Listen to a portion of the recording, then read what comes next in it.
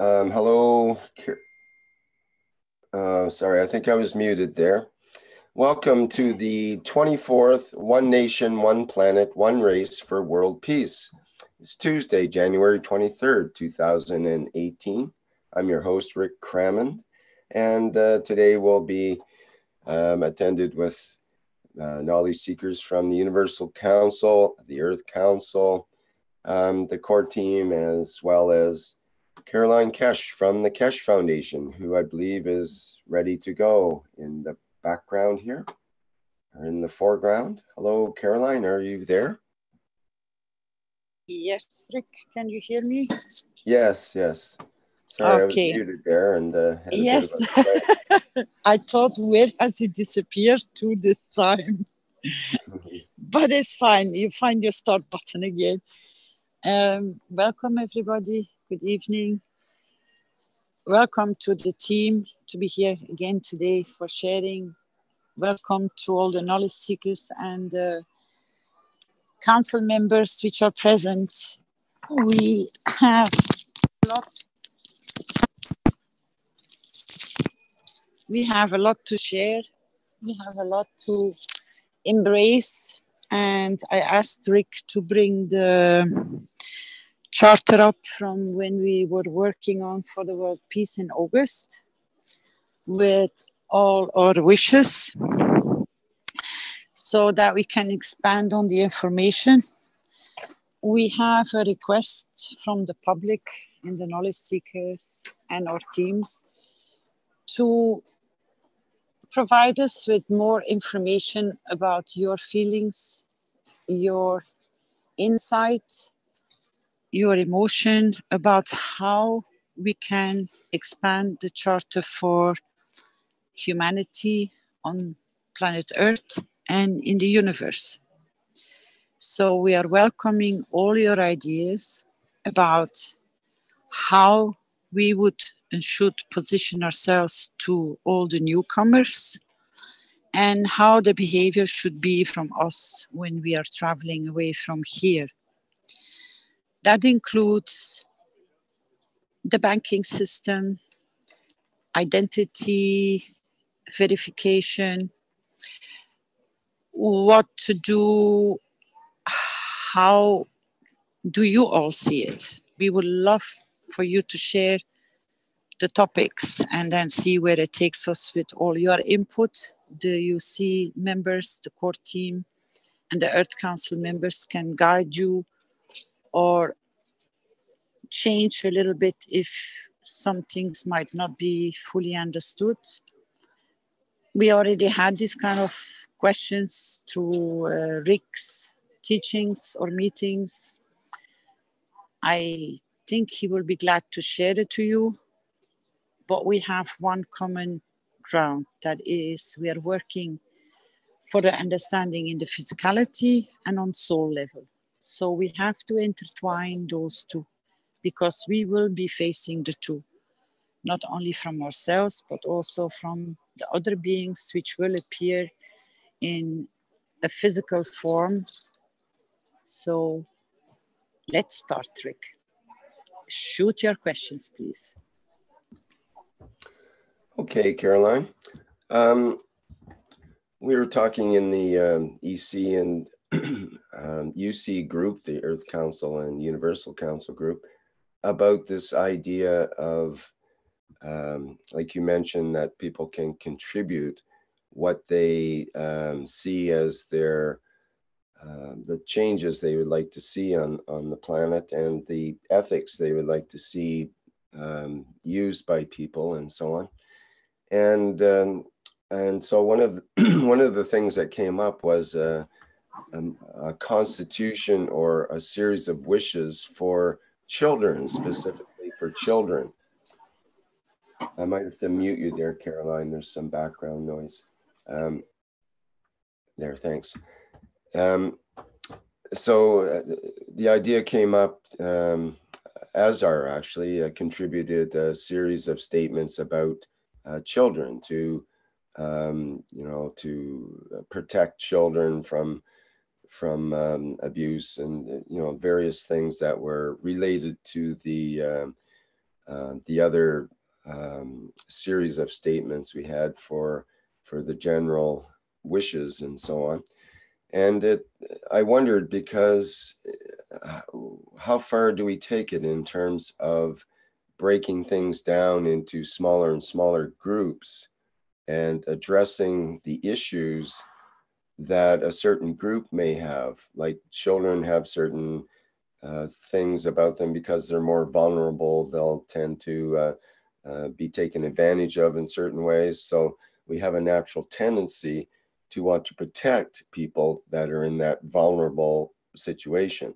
So maybe you could say we could have would we have a special set of lists for, I don't know, handicapped people? Or what about all the various abuse just due to skin color? Do we have a separate constitution for different people with different skin colors and whatnot, because they might be taken advantage of?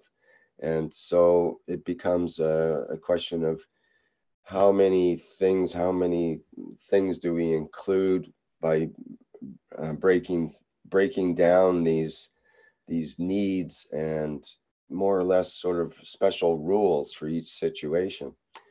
And then it gets back into, well, with a truly universal wish or constitution, it should apply in all circumstances when we, when we engage with someone from another universe, another planet, or whatever.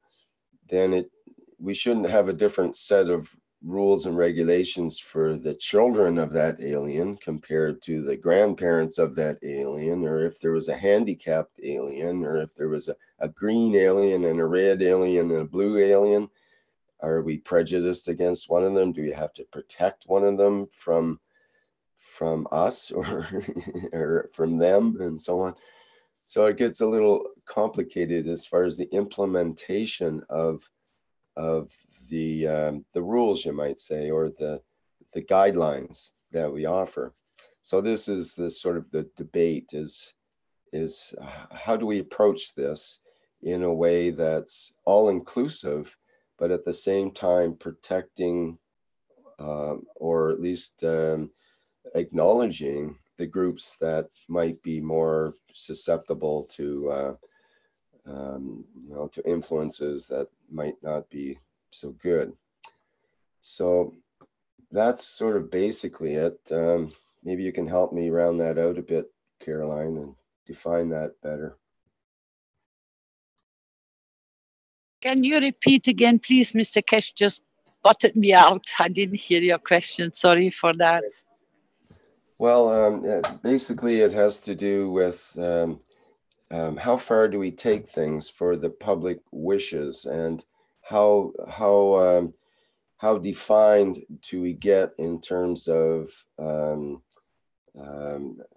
breaking down into smaller and smaller groups of and identifying the group that needs help or the group that needs our attention.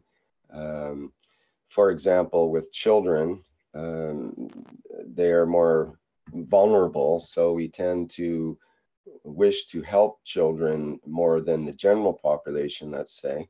So do we make up a special set of wishes just for children? And then do we have to break that down? Maybe there's, handicapped children, which are, even more vulnerable. So do we make a special circumstance for handicapped children? And then do we have to break that down? That, handicapped Black children are more susceptible than handicapped white children. So do we start to specify all of that? And the question comes in, if we were to encounter someone from space, let's say, from some other planet, some other system, do we have to have different sort of rules and regulations for the children of that alien?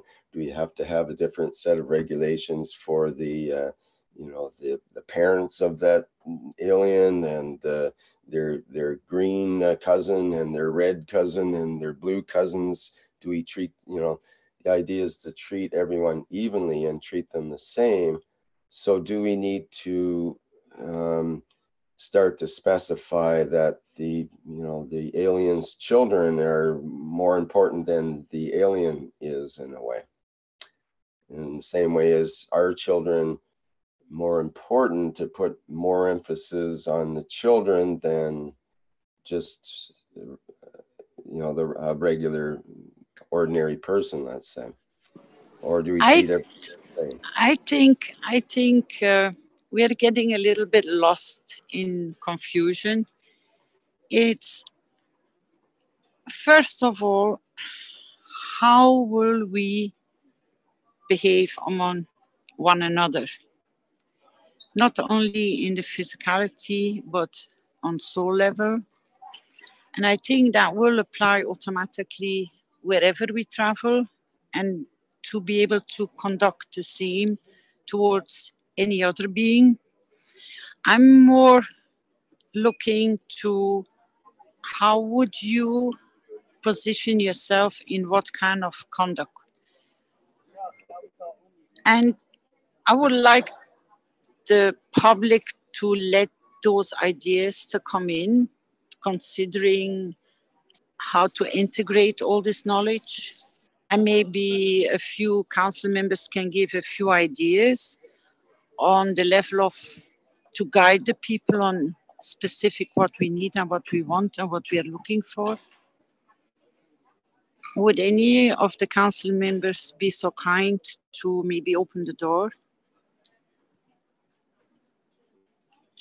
It's not so much in the wishes, it's so much of knowledge in what have you been thinking about, how have you been trying to see a solution for certain things that can occur out of nowhere. Anybody volunteering?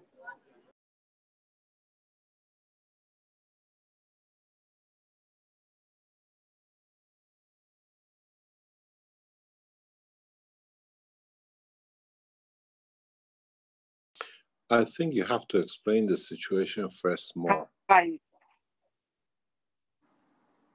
Can you hear me? Yes, go ahead, Mr. Keshe. Thank you. I said you have to explain the situation more. What do you mean by that?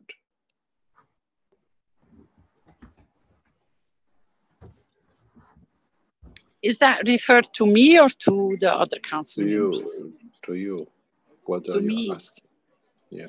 We're asking the interaction with one another in the first place, before we even move on to even greeting other beings, because that will be the next step. Yeah. I think it's in the writing of Baha'u'llah. He says when you go to a meeting, or you see a concert, or you watch a play, or whatever, which is fashionable now, that we clap, is that he says, do not clap, but give from your soul, that you elevate the soul. But people don't understand. It was interesting, and I've said this times before, is as human, we have learned to deceive each other, or we have found a different way of cheating our physicality in the sense of our soul. We shake hands, or we say hello, or we give a cuddle even though we don't want to. The guy stinks, or I don't want to touch him, but I have to. Or we kiss each other on the cheek. Oh, hello, darling, how are you? And I missed you. And in fact, also 10 minutes before, I was saying, I wish I'd never see the guy or the girl before in my life. And if we learn to, when see each other, see if our souls can say hello to each other. If we can see, we can feel, not to see, but we can feel with the essence of our soul, how that soul feels about us. We don't need to talk. And in a coming time, when you see an alien who's got no hands and no legs, high, or it doesn't have a back standing up. It's got 20, God knows, arms going everywhere. How do you shake hand with him? How do you shake hand with somebody who has no arms? Do you give him a cuddle? Or do you kiss him? Or do we start understanding we don't need to shake hand, we don't need to deceive by physical interaction, but we watch it as a soul. And we know it brings us joy, or we don't like to watch him, or sorry, I want nothing to do with you. And this is something which we have to start learning, that here amongst us, and maybe it's a practice for the future in the space of universe, we can't use this kind of physical deceptions. And we see the soul of the other person, we see the soul of other entity. And then we feel, do we feel good to see the soul? Do we feel happy to see it? Or do we feel happy to give that it feels how we feel? And this is part of the process of learning this new cycle of life. I meet someone, be it my child, be it my friend, or somebody on the street, and do I see their soul? The behavior of the soul, that the physicality cannot cover it up. The body is in pain, the man is, or the woman is suffering, but he has to show he's happy. This is what is slowly we as human race have to evolve into, to move away from a physical dimension in a dimension of seeing the soul. In a time to come, slowly people will start looking at the soul of physicality. And you don't see, but you feel there's a pain in the arm, there's a pain in the, there's a problem with a kidney or whatever, because we look at the soul of the man just to be the soul of the man there. But when we speak the soul of physicality, it's the same. Would we be able to distinguish and understand which part of the soul of physicality suffers or is not at comfort and ease? In the coming maybe months and years, man will mature into this. And is it that we become and say you don't shake hand and you just don't bend and you stand and in front of each other and say, I feel the way you feel and what you feel, and what you don't tell me, I want to tell you. Very recently, I started writing this way in past few weeks, because I don't need to use the writing. I feel, I know, I see who is telling me, or what soul tells me is a lie, or what the soul tells me, oh, I love you, and in fact, there is no love. I missed you, and there is no miss. And I see by the soul, and I've learned to understand not to pretend anymore. Because this is a knowledge we carried a long time. And I know, I see people cheat in the background and they try to be, and I see the soul is walking them into it. Because we have to go this way. Always remember, in a space, creatures don't have hand and arms to shake, to say hello, or cheeks to kiss.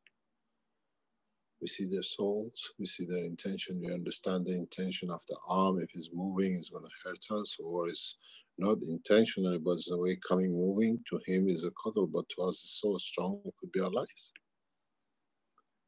And I start writing. I feel you're lying to me, but I still say, I see, I feel it, I see the soul. I see cheating.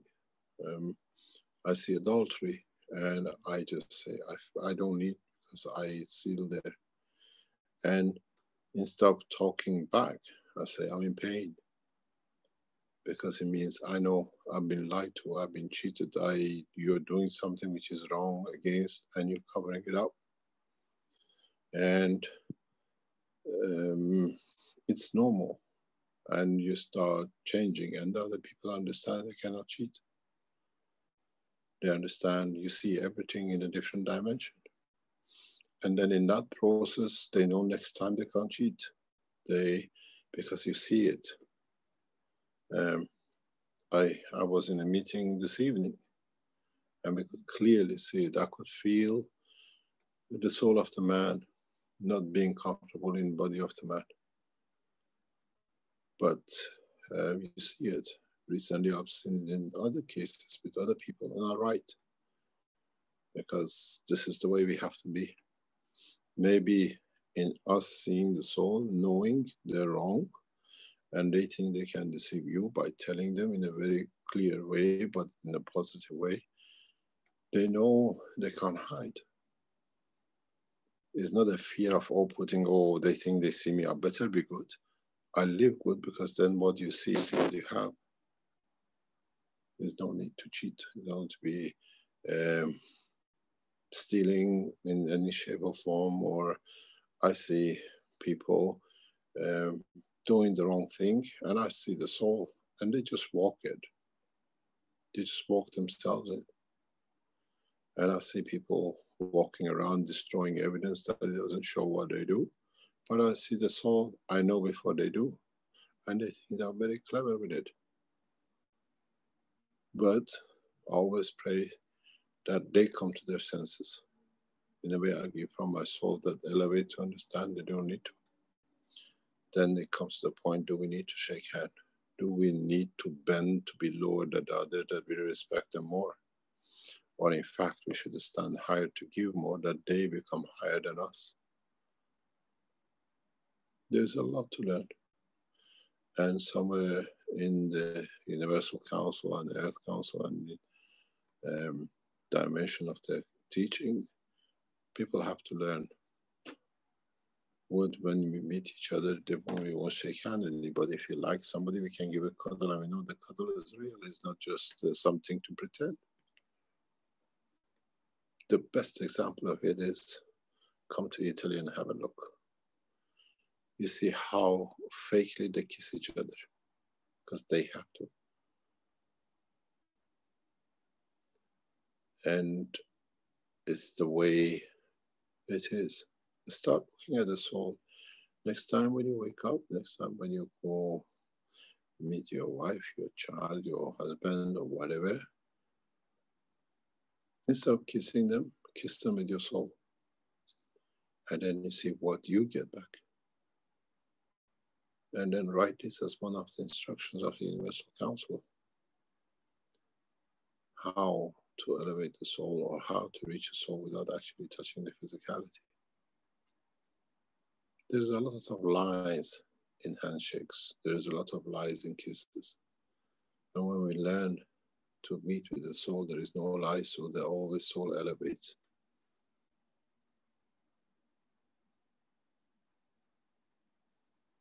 The beauty with, I always said, people around me, with my work, has been that I only speak English. And as I travel around the world with different cultures and languages, I don't understand what they say. Somebody's translating, or I don't understand where the communication goes, but I hear, I see the physicality, and I see how much fakeness and how much lies is in there. And then now I see the soul. I see it's not the soul is behaving that way. I could see the soul suffering, but it still sits on the table and trying pretending to be very polite or whatever. This is what has to be for man to be aware of the work of his soul. And his soul and nobody else. How do they see my soul? Do they love my soul? Do they hate my soul? Am I pretending to be? And one of the best ways is to just be what you feel, and not to what we call in English, not to cover up. I love you, I love you. It doesn't matter, you're a friend, you're a wife, you're a husband, doesn't mean anything else, but loving is giving. And I don't want to be with you. It's just walking off. You don't need to create more to lose from your soul.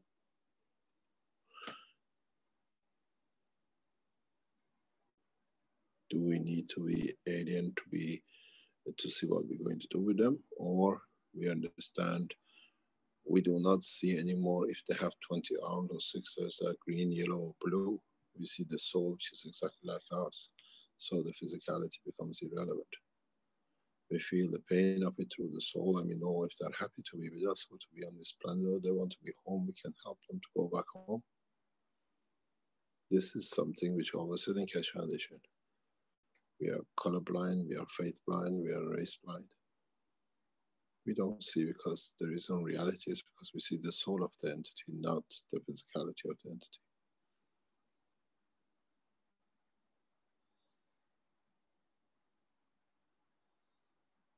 So how can a council and members of the Universal Council who are part of this structure of the future, you are dealing with members of the universe, how do you handle them?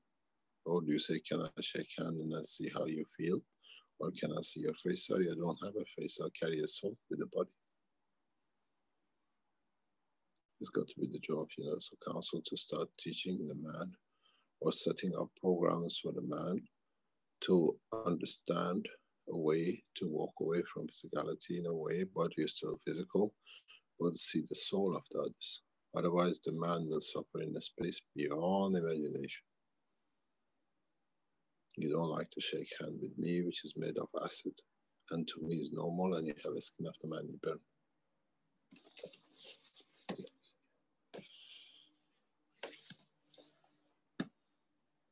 Thank you very much.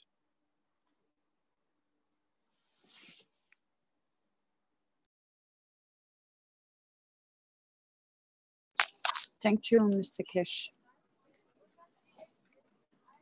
You're welcome, Mrs. Keshe. And I still love you.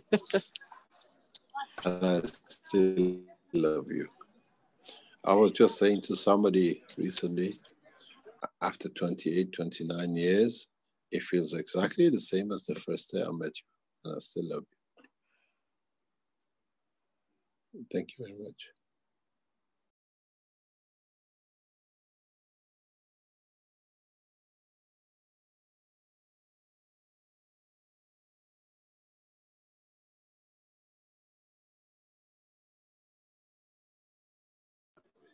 So, team, where are we going to start?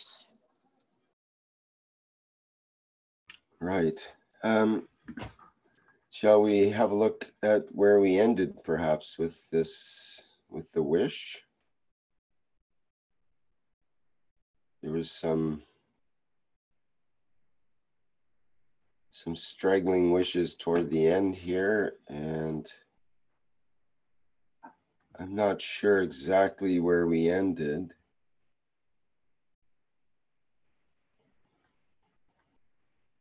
There was a wish to end any war developments. There was a wish for an end to slavery in Libya, and a wish for peace for Zimbabwe, and about elevating the Pope's soul so he can contribute to solving the refugee crisis, elevating the souls of all religious leaders. That's the last that I had here.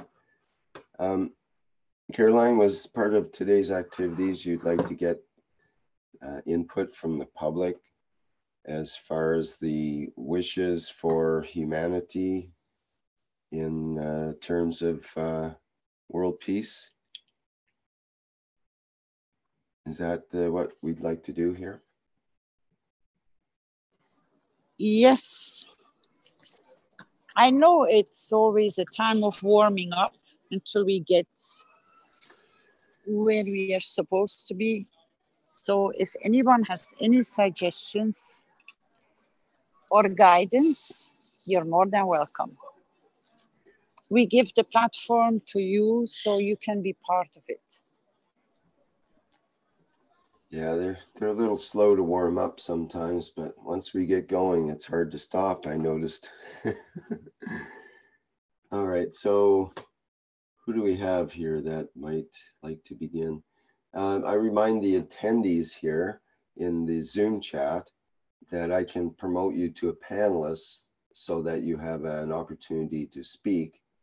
And if you like to just put up your hand, that's the best way for me to recognize that you'd like to speak.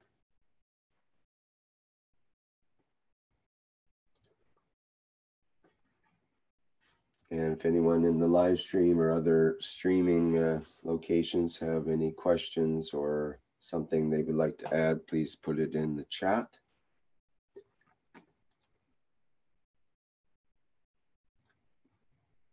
Okay, we have Pia Larson here would like to say something.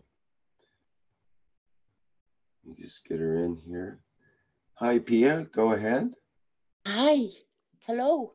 Hello. Nice to be here, and thank you, everybody.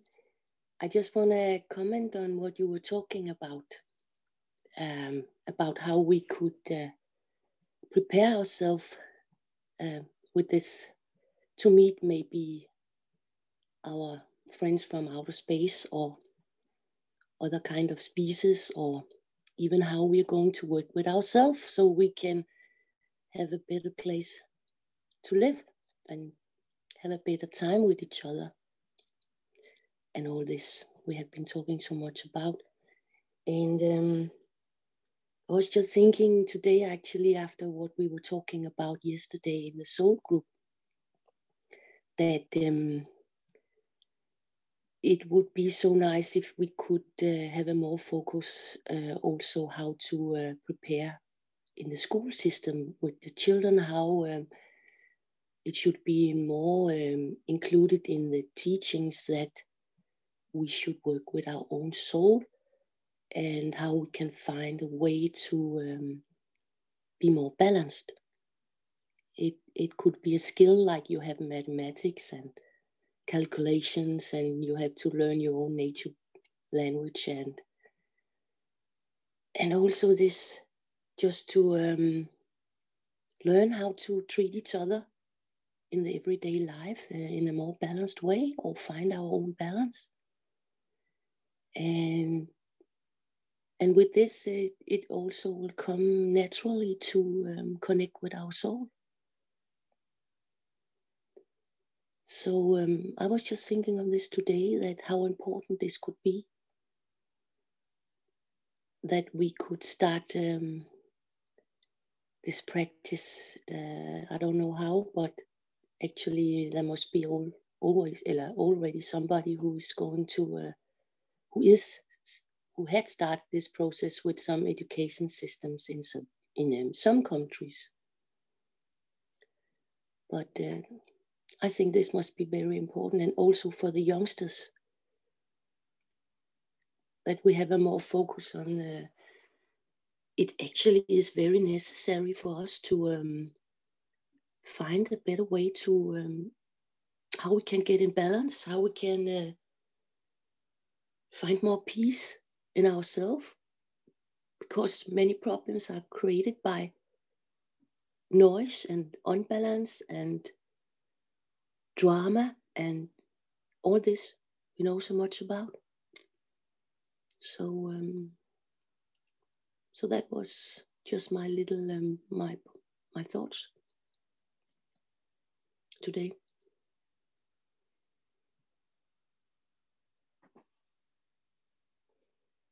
And in this system, we yes, we could learn basics. You know, how do I find my own center? How do I react when something is happening?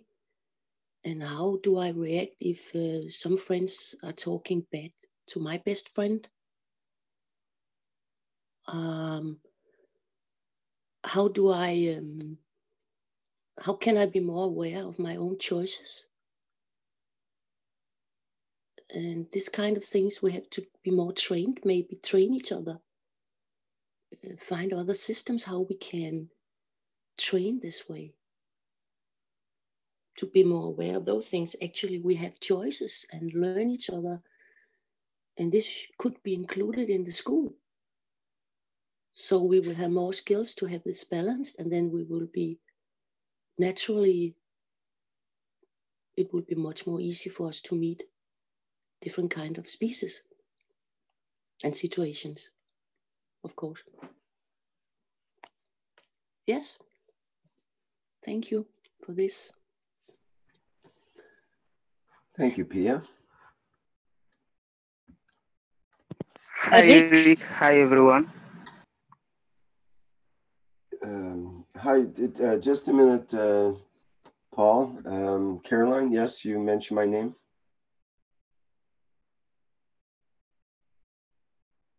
Or maybe Paul should go ahead. Okay, go ahead there, Paul. I'm not hearing Caroline right now. Okay, thank you, Rick. Hi, everyone. Good morning, good evening to everyone. I want to go on the direction that the meeting have started. And what I want to bring is about the deep communication, the real communication between us as human beings and the rest of creature. And to explain that, I have to go in deep in the deep Africa knowledge, what we have been educated with to explain you, because more you handle something, more you can explain it. We have been born in that culture.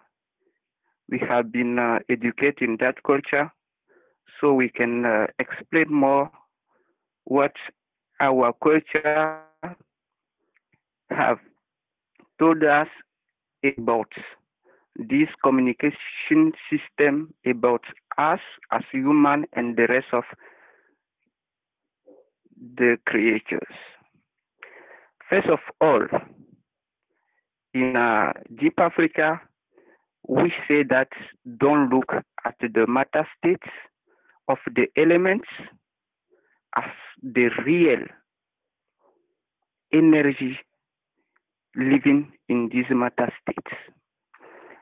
What this means, when we are looking at the entities or beings, we need to go behind the matter state of this entity to understand the soul of these beings. Then when we are looking for some beings or about some creature, we have to look at the level of what you call energy, at the level of what we are not seeing, which can be the source of energy of these beings.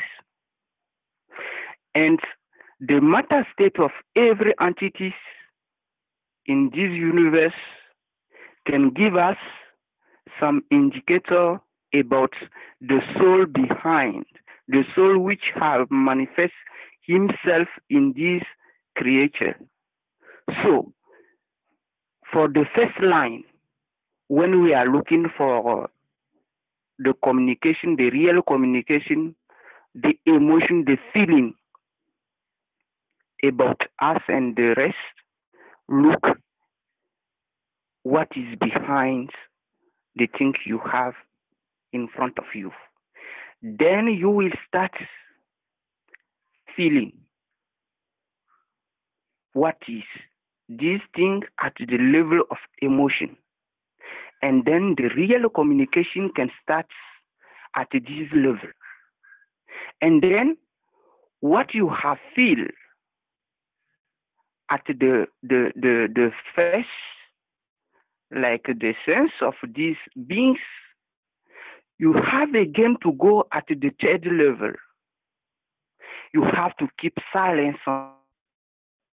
You have to look it with your real eyes, the eye of interior. Then you start seeing what kind of soul, what expression, what language, what these beings have to tell to you. And then by your emotion, without a talk, without any action, you can really communicate with these entities. So the matter states, don't look at this. The first time when you want to really communicate with the beings, look at what is behind every matter state of these elements. Our real problem is not at the what you call at the level of matter state. Matter state, our matter state as human beings, our body can touch the matter state of those beings. There is not the real problem. And knowing that we have the soul, so the two souls that Mr. Keshe have explained, the soul of physicality and then the soul of man. So you have to consider it like standard at the level of all beings in the universe. Then you have to start to really feel, sense that. And you have also to use what you call inspiration and expiration of oxygen at the level of man. One is magnetic and another one is gravitational. You have to try and you have to learn how you can understand or feel your soul. And then with your soul, you can communicate with the rest of entities in this universe. So try to be in touch with your soul, and your soul is in touch with the rest of soul in the universe. And then from there, you can sit of communication at the level of your soul, passing by emotion level. So in Africa, they say that all beings in the universe have mass of energy behind that. And African knowledge say, don't look about the matter state, because our problem is not at the level of matter state, because our matter state can touch the matter state of the rest of entities. So there is not the problem. The problem is what is behind and our eye cannot see. So as soon as you orientate your communication, your research, your energy at this level, so you can go more than the matter states and then start communicate with the rest of entities. So this is what I have to share with all of us. Thank you, and maybe if something more, I will come back. Thank you.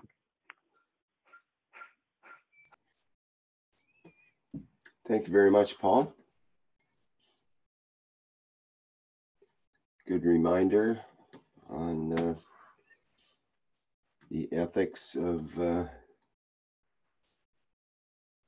being present, basically. Okay, anybody else have anything they would like to bring up at this time in this subject?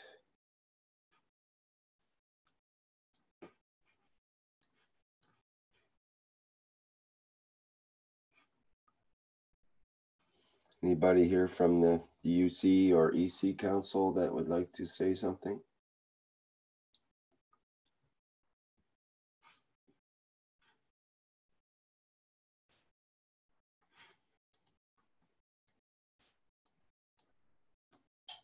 People are being shy, Caroline. As Vince says, have to prod them with the cattle prodder. This is Moshfek speaking. Can you hear me? Yes, go ahead, please. I just want to pick up on where Mr. Keshe was talking about identifying the soul of physicality and the soul of the being. Now, before we interact with alien, and I don't think we have too many aliens handy at this time, but how do we practice all these things? As they say, one of the very common theme we hear is that the work starts at home. So what does that mean? So we have a physical soul with us, and another one, we have some faint idea that it exists. So before we start practicing, even with our fellow being around us, we can practice with ourselves. I'll give you a simple example. This was not too long ago when I was not as aware of these things. I was walking and, to meet a friend and, old friend. And so I walked quite a bit and the shoe was not that great and my foot hurt. I said hello, but at the same time, my physicality was saying, it hurts, my foot hurts, but I was being pleasant and all that. But that was in the back of my mind throughout this whole interchange. It was very important. At the same time, the physicality was distracting me during this whole interaction. So it is, in a way, having a good communication between the two souls and identifying which soul needs attention and which soul needs to be looked at. And here, as Paul was talking about, the emotionality of the soul and the emotional aspect of the physical soul, there is an interaction point, and Mr. Keshe has explained quite a bit about these interaction points. And these interactions give some idea that there are things we can identify and work on, and brings these sort of slight mismatch to balance. And what does that do? This balance brings sort of the things that we strive in our meditation practices and things along this line. It doesn't have to be meditation, but there are other ways of doing it. And so what we do is we try to find a balance point, the interaction of the two emotional fields. And then we can smoothly go between the two. And most of the saints and people of that nature emphasize this balance so that we can operate smoothly between the two sides, the soul that is there that we barely recognize and that is really powerful, and we can use a lot of its capacity. And equally important, being a member of this spaceship called planet Earth, we can also relate to the physical aspect and not ignore it. But as we start to identify, without even interacting with any being, but just within ourselves, then once we identify these operations, then we can slowly say, okay, the soul is operating here, and I can use its capacity to, let's say, identify that the spider crossing the cupboard is not, it can't cooperate with me. So once we identify our own operation of the physical soul and the inner soul, then we can start some interaction. At first we will be tentative, of course, but so the work starts at home from us, and then we can extend into not so much alien being, but the familiar beings that are all around us. Bed bugs, it can be bed bugs, whoever. All these beings are around us and we can work with them. And in that way, we relate to the other beings that we share the spaceship with, the Earth, and start to see the operation of various aspects of the soul. One is the physical soul of that spider and their inner soul. So these are some hints and from some of the things I have tried, but we have to start somewhere. So I'm a beginner in a way, and I don't know whether I'll ever come to an end, because there is always things to learn. So that's the fun part of it. Thank you. That's all I have to say.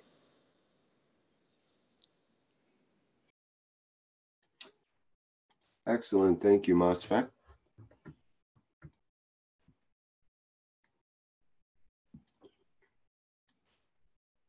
Anything else about that from anyone? Comments? Questions? Hi, Carolyn. Yes, hi. I cannot stay hidden, can I? Rick, do we have Estella somewhere?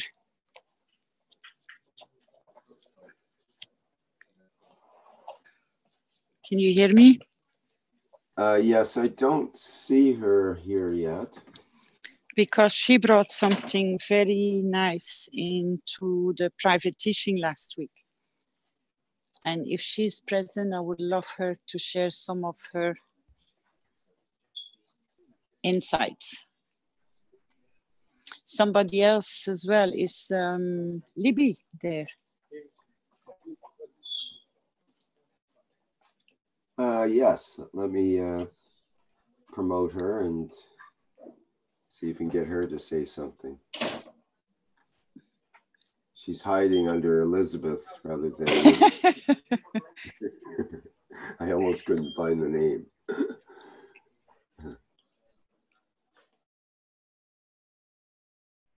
Let's see, did it come through?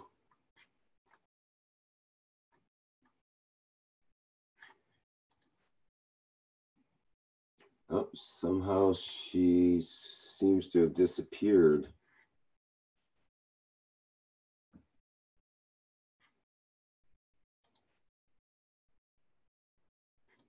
I hope I hit the right button and not the one underneath it, which was remove rather than promote to panelist. I believe I did, but something happened there. Oh, she's back in. Let me try again.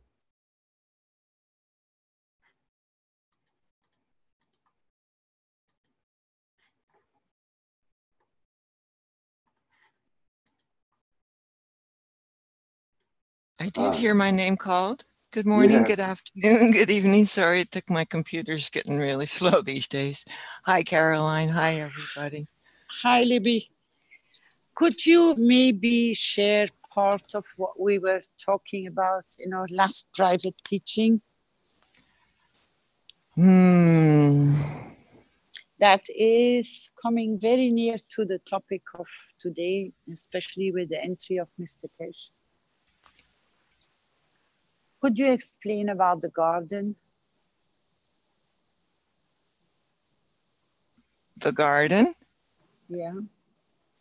How you can nourish your soul in what you can harvest.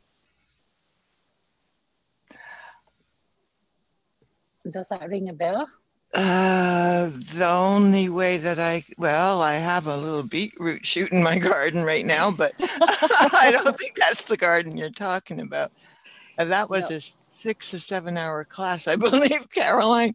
So I'm trying to think of which, because there's always so many nuggets. You want me to start and then you can if it triggers me. Thank you. Okay, no problem. In our last teaching, as 2 times now, it has been referred back to start with your own, to start with yourself. Now, to give you a simple idea, everybody knows a garden.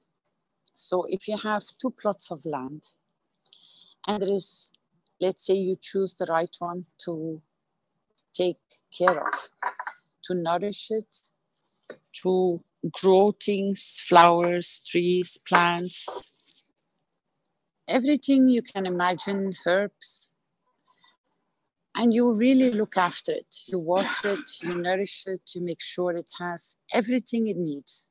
The certain plants have to be in the shadow, certain plants need more sunshine, and the left plot, you just don't touch. You let take nature its course. You as a human being are more or less about in the same position. We always say what you seed, that's what you're going to harvest. That means when you start, you have to have a terrain, you have to be able to put your seeds in, nourish it, and then you can harvest from whatever you have seeded. If you look around and you compare this with your father, mother, brother, sisters, friends, your environment, it's about the same. What you seed into the souls around you, although they appear in their physical form, that's usually what is coming back in return. And usually when you have a garden, you always are very generous because it always produces more than what you can consume or what you can give a place into your house, even if they are flowers or plants. Now, if you use the same, but always in your mind that every single human being which is in front of you or near you, try to harvest the best. But how can you do this if you don't conduct yourself in the best nourishment to give? If you're always nagging, if you're always complaining, if you're always nasty, if you're not always kind, and it doesn't matter that and it doesn't count for only the people which are just close to you and near to you. It also means, are you prepared to give a smile to a wild stranger or you prepared to give a hand wherever you come, and not to ignore if somebody has some problems to get up or off a train or a bus, or getting up or getting down, or having too much luggage? Will you give them a hand? This is the same way of seeding. And there is always a harvest in a smile, and through a smile or through a thank you. This is the same way when you say we have too many potatoes, or we have too many carrots, or we have too many vegetables. When you start handing them out, giving them to friends, family, or neighbors, you always get the thank you as a return. But also in so many ways, how much wrong words do we use, or how many wrong negative words do we use in our day-to-day language, which have the same effect? It's not only your conduct, it's also the way you speak to somebody. Your choice of words, what do they do? What kind of effect do they have? When you are always in denial, or you're always scared, or you're always predicting the worst to come, you are creating, and then people are astonished that that exactly is what is happening. People don't understand that they uttered the words, so it has an energy field strength, so it starts traveling. And when it gets accumulated with other field strengths, it will come back, but not to them, but to you, because you're the one who created that field strength. That goes in thoughts, that goes in behavior, that goes in harvesting back to your plot of land, which you have created a garden. And you look after it with so much care. I compared it once with the youngsters in one of my previous teachings. Maybe for the man, it will be a little bit easier if they have nothing to do with the garden. And that is when you were young and you had, or you bought, or you received your first car. Have you ever stood still how much they take care of that car, that first car? It gets cleaned, it gets washed, it gets, God knows. They even go to school to be able to repair it themselves. They learn to paint it, they learn to fix everything which can maybe go wrong because they're so proud about their first car that they even most probably even spend more time with the car or on the car than with their girlfriend. Why don't we try to give this information to our children, that the way they look after certain things which they care of personally, but to expand this kind of care to everything and everyone is single around them is not easy, because you have to rethink every day how you speak, to who you speak, where you speak, and how you behave.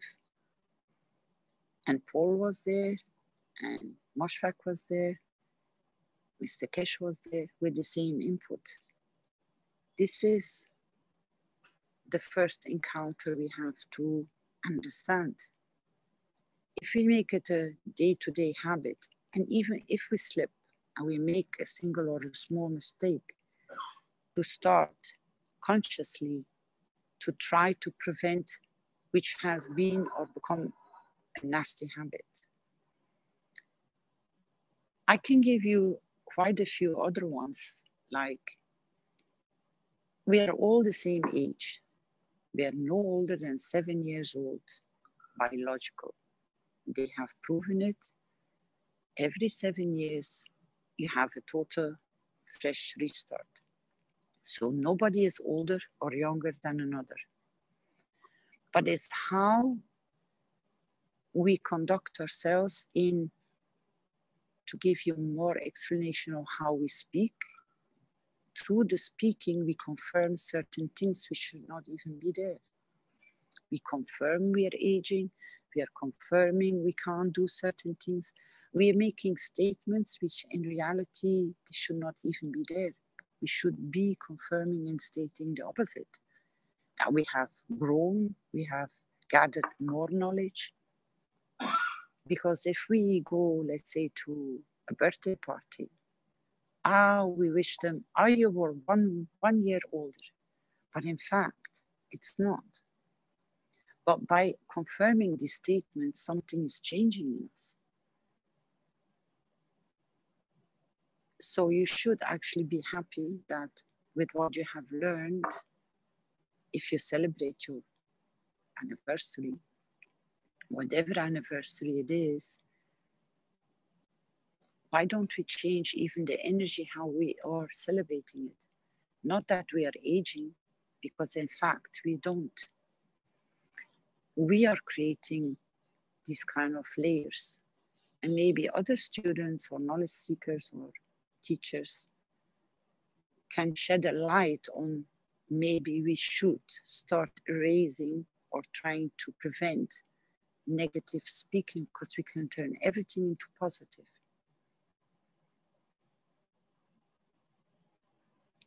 Does that give you a Oh, yeah. better window? Oh, yes. Thank you, Caroline. Well, You're welcome. I call that the rocky shores. Whenever we start resonating to something negative, I say, okay, you're getting close to rocky shores, to myself. And I steer my ship away from the rocky shores by looking at something beautiful, by taking a breath. Because there are a lot of rocky shores coming along the horizon. When we watch movies, when we read the news, when we no longer trust ourselves, which is the one that seems so hard for most of us, including myself for sure, to trust that what my choice is a good choice. And if others don't agree with it, and actually this came up in yesterday's class, so this is a, as you know, I've been getting up very early in the mornings to attend classes, and because I'm in North America, and my hats are off to Rick and Flint and Vince, who've been doing it for much longer than I have. I'm not sure they're doing it 5 days a week, but possibly. I recognized during my holidays that I really loved waking up with the light, and my dreams started to come back. And so I decided, okay, I will listen to the early morning classes, but I will not, except for the Thursday morning workshops, which I've definitely got very used to waking up so early for. But I will give myself the luxury of waking up with the light, doing what I want to do first thing in the morning, stretching, breathing, making a leisurely coffee, and then attend the afternoon classes, which normally are somewhere between 9 a.m. and 11 a.m. for me.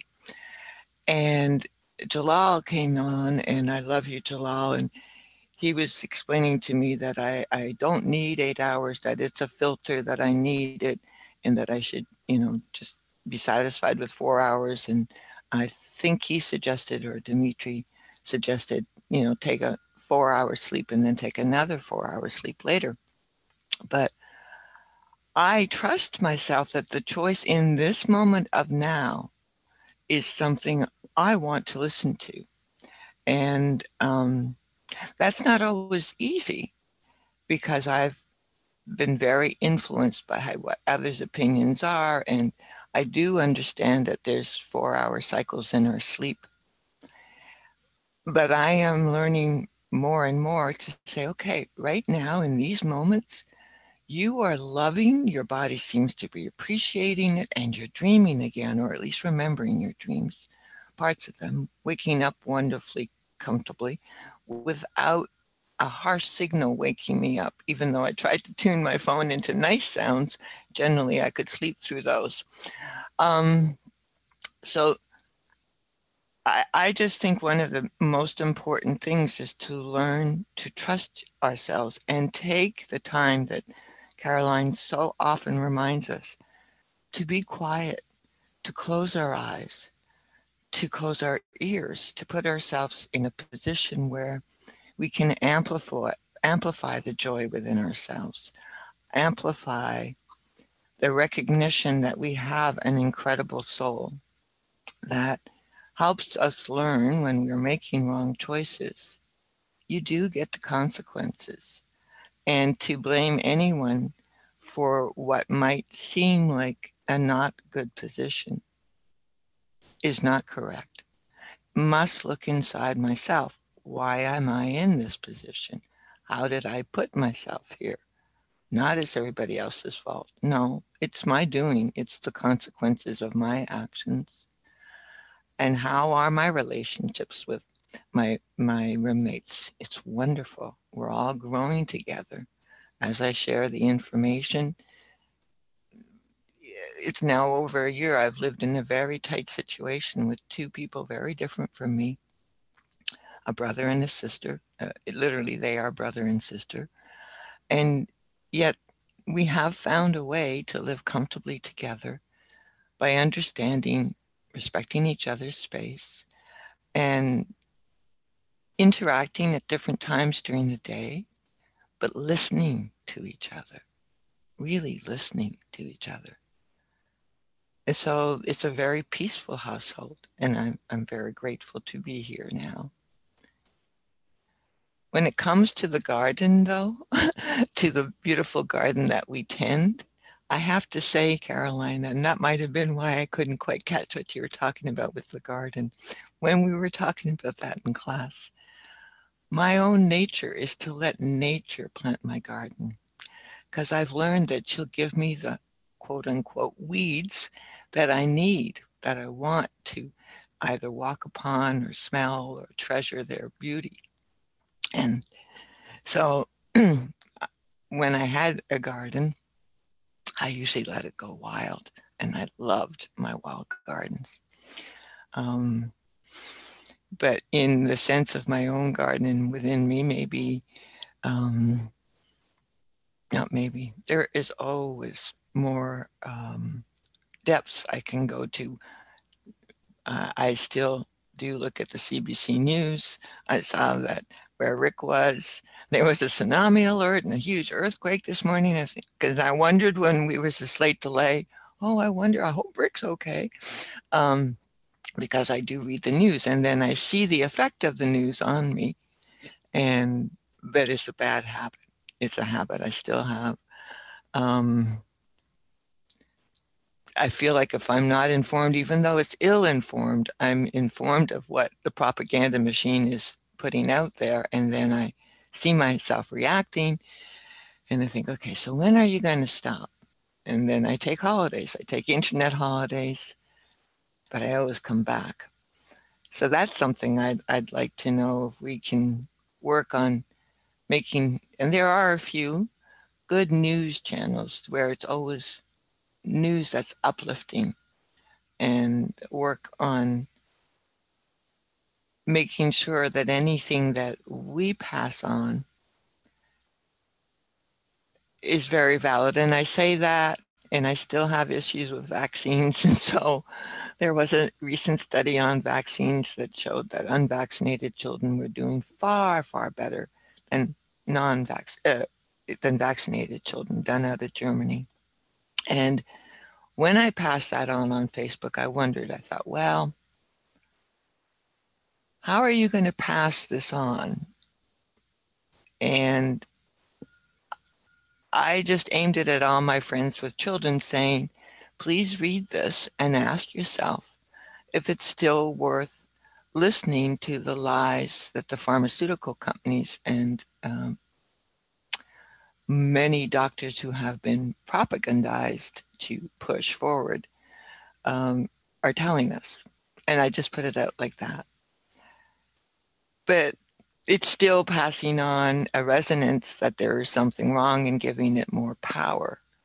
And I'm aware I'm still doing that. Is that a wrong thing to be doing? Or can I trust myself that this is information that my soul wants other souls to know about? Because from my understanding, there's so much wrong in our quote unquote, well, I'd call it our sickness system, not our health system, that I think it's important that be pointed out. And I'd like your opinion on that, Caroline. Is that something that I just avoid, I just ignore, don't look at? I mean, Facebook is filled with things like that. Or is it our duty as beings who have learned the Keshe technology, who have learned or experienced what the medical world has done? I have personal experiences, but I'm sure there are many. Or is it time to stop talking about it and just focus on the positive? And I think I know the answer to that. Just focus on the positive, because that's the polarity. If I keep looking at the negative, I resonate to the negative, and I don't want to do that. So there's my conundrum. Well, if I may address that. Please do, Rick, please. You brought up something that perked my ears up, the idea of a tsunami or earthquake and so on. I normally check in with the earthquakes every day or two to make sure a major earthquake isn't happening, and no one told me. As if it makes any difference, really. And I usually tune into that, and I haven't looked at them for the last day or so. And you mentioned this earthquake and tsunami and so on nearby on the West Coast. And sure enough, I check it, and it's like a 7.9 earthquake in Alaska, which is probably less than 1,000 kilometers away from where I am, for example. And there is a tsunami, but there's no big warning or anything. But definitely that gets my attention. It's very, very rare that you get an earthquake that large. and it might be an indicator of more action here on the West Coast. And so all of this stuff gets, a bit riled up inside me. It used to get me more riled up a couple of years ago when I first encountered this idea that, yes, there could be a major tsunami on the West Coast of North America. It's entirely possible, the way the fault lines line up and all that kind of thing, and has to be kept in mind.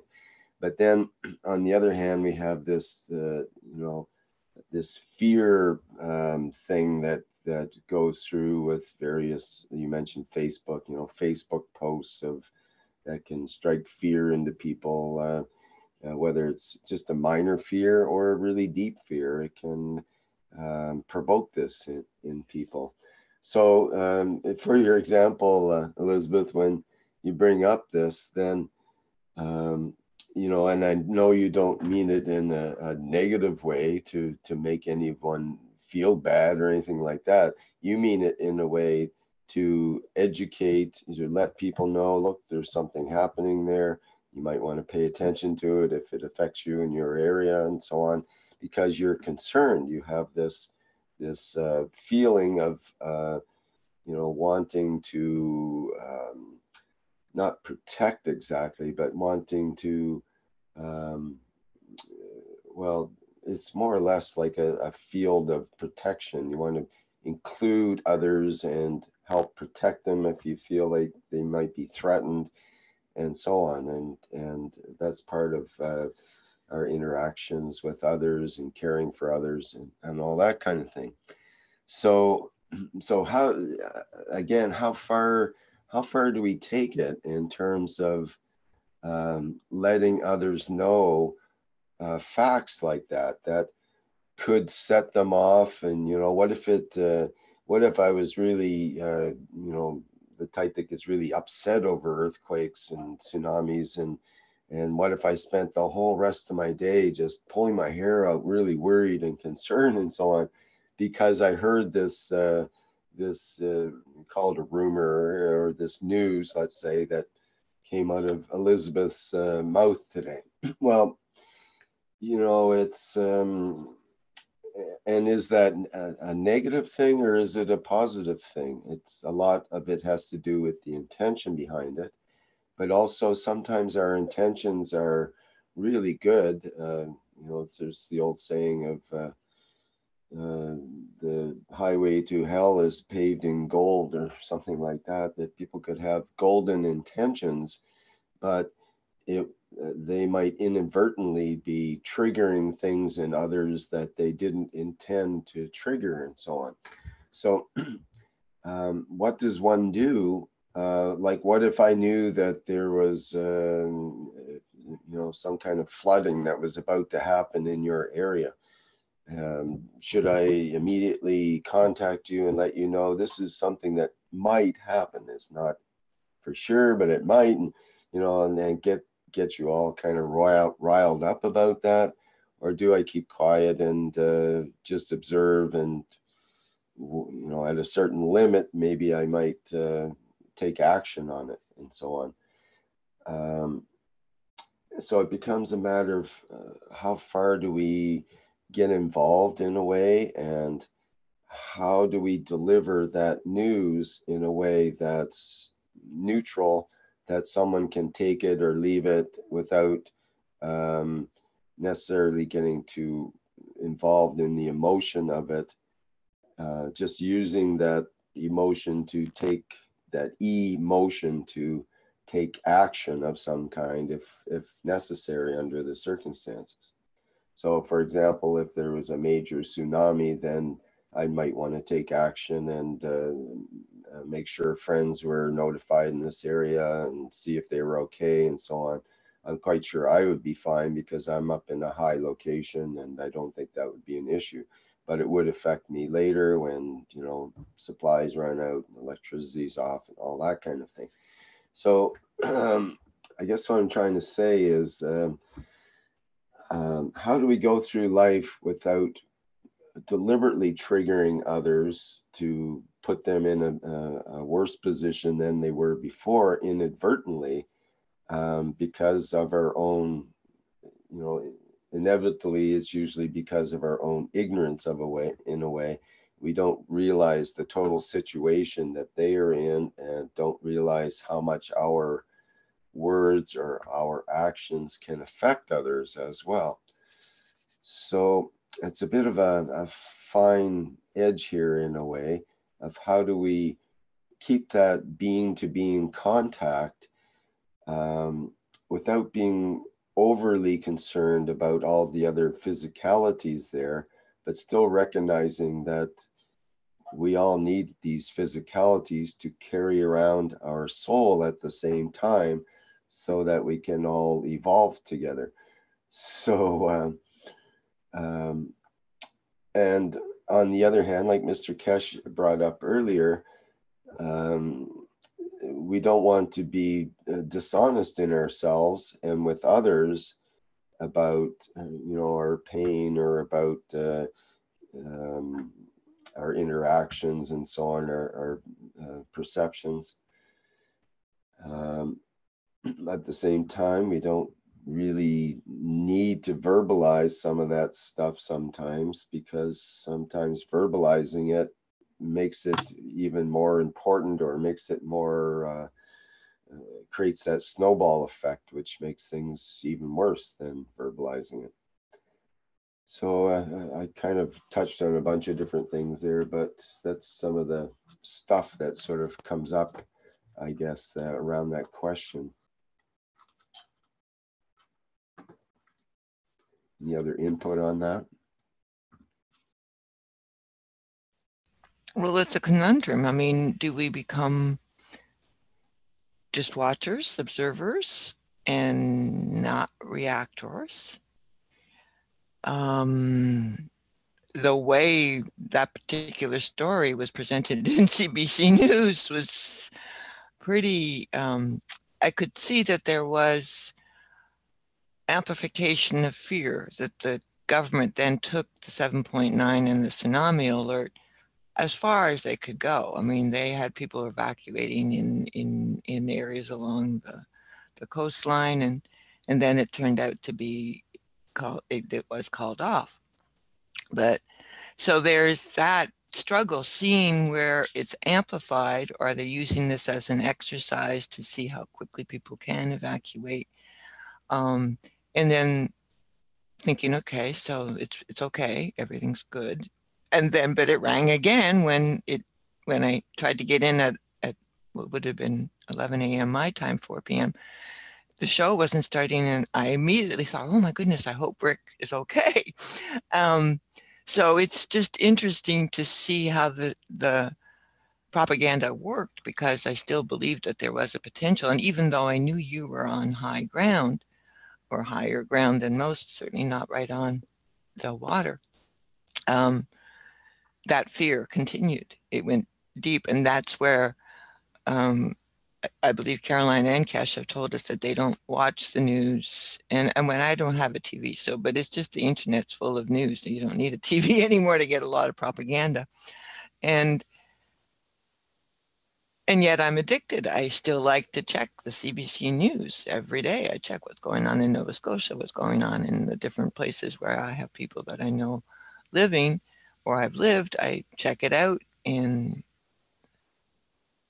is that just a really bad habit that I should stop and trust that everything that I need to know will come to me? I don't need to go looking at CBC News. I don't even have to bother looking at the weather. I can step out my door if I'm going, and I can judge what I need to wear pretty easily on my own. And can I get there? And is that somewhere we need to get to, where we really no longer resonate to this information at all? I mean, isn't it wonderful that the 1 day or 2 days that you didn't check, that in fact there was a very large earthquake that happened? Yeah. I wait all year, and you miss it. I lean up against the gates of heaven in case they open, and sure enough, they open, but all I hear is them closing. I missed it. So I think that's a point that we need to, as beings, look at, is why do we read the news, especially that kind of news, which is inevitably steered to make us feel like, gosh, we're going to be paying more, or gosh, this is happening, or there's so much in the news that. Part of it, I think, is how we listen to the news as well. Like one can listen to the news as if that's the news that's really happening, or one can listen to it as Mr. Keshe, as was talked about earlier. I think it was Paul, actually, who talked about looking behind. What is behind what you're seeing? What is behind what you're hearing in the news? What are they really saying, and who is pulling the strings here to basically set up this scenario that you're being presented? Who are the corporations involved? Who are the shareholders? Who are the major people involved, and what are their attitudes, and what is coming through in this news that's slanted in various different ways to benefit various people, groups, individuals, and government, and either for government, against government, and so on and so forth, all these different aspects. And we can try to remain impartial to the material of the news, the actual physicality of it, and try to sort of rise above it, to be impartial, detached, but yet observe it as an indicator of the entities involved that are trying to get this information out. They always have an agenda. They always have some sort of something going on underneath that's they're trying to present in one level or another. And one can observe the news on various different levels, actually, depending on how much you elevate yourself. So, and even bad, what we consider bad news, if you were to take it a certain way, it could be an indicator of good news, because you know that something good is going to come out of that, and good news could be an indicator of something not so good happening, because you understand that this was just done to pay off somebody else so that they could do some dirty stuff or something like that. But I think that we can have insights into the news without getting too involved in it or taking it too much, even literally in a way. So maybe in the case of tsunami news, for example, to understand that 99% is fear-based and only 1% is actually something that you need to take solid action on. But at the same time, we need to sort of keep our ear to the ground. Like, if you were to tell me, yes, there's a major earthquake happening, then I would believe you and probably want to investigate it a bit, which I just did here quickly, and I saw yes, it is major. 7.9 is pretty major, and there's over 24 aftershocks that are between 4 and 5 magnitude as well that just happened. So I mean, it's a pretty big thing earthquake wise. But to me personally, right now at this moment in time, if I didn't have a clue that that happened, it would not affect me. It would not affect my day. There's no one dying from this. There's no action to be taken on it. It might be an indicator of other things coming up in the next while, but even that's difficult to predict or to even consider. Why would I consider that?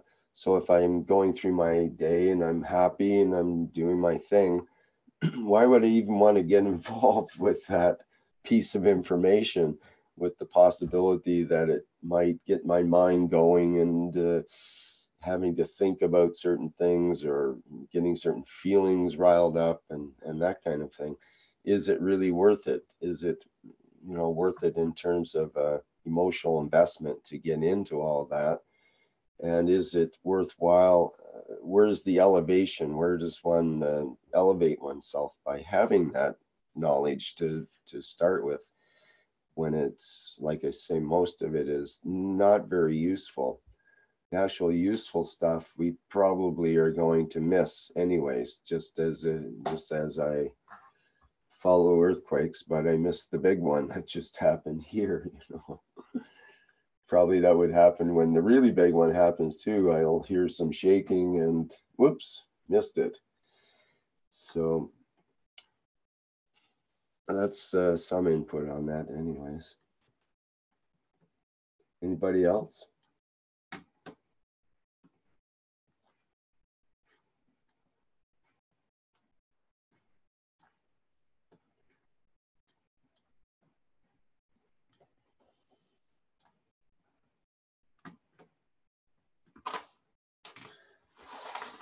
Okay, well, perhaps we can move along to some other topics. I think Caroline said she wanted to keep today's session shorter as well, which is easy to do if we don't get more input. Is there anything that specific you'd like to bring up now, Caroline?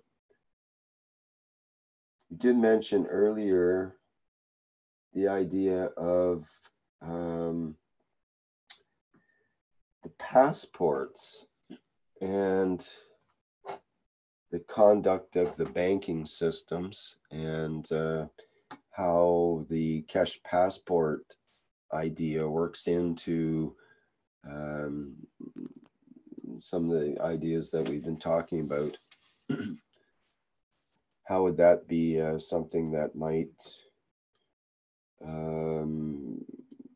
perhaps protect the more vulnerable parts of our society? And how can it benefit everyone, that kind of system?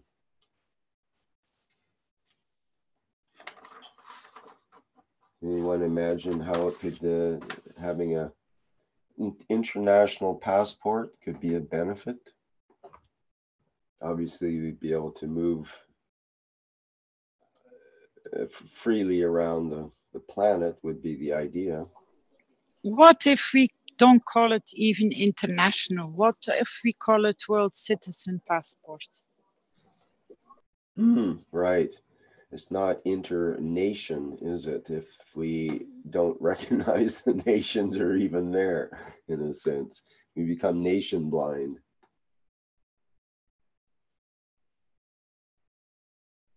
Wouldn't that be something? Is we just fail to recognize which country you're in because it's all the same to us. You know, it's another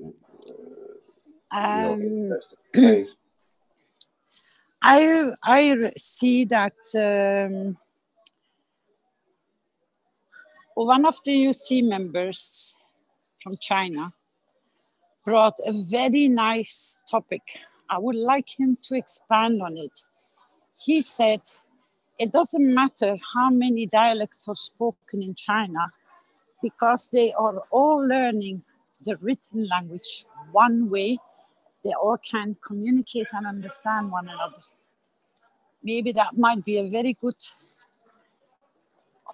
way to see how we can unite the whole world with all the different languages. Maybe you can expand on this, please.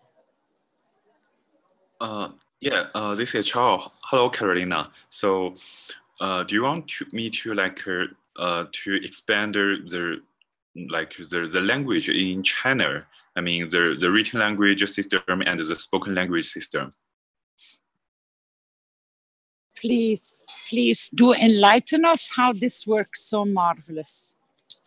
Okay, I will try my best.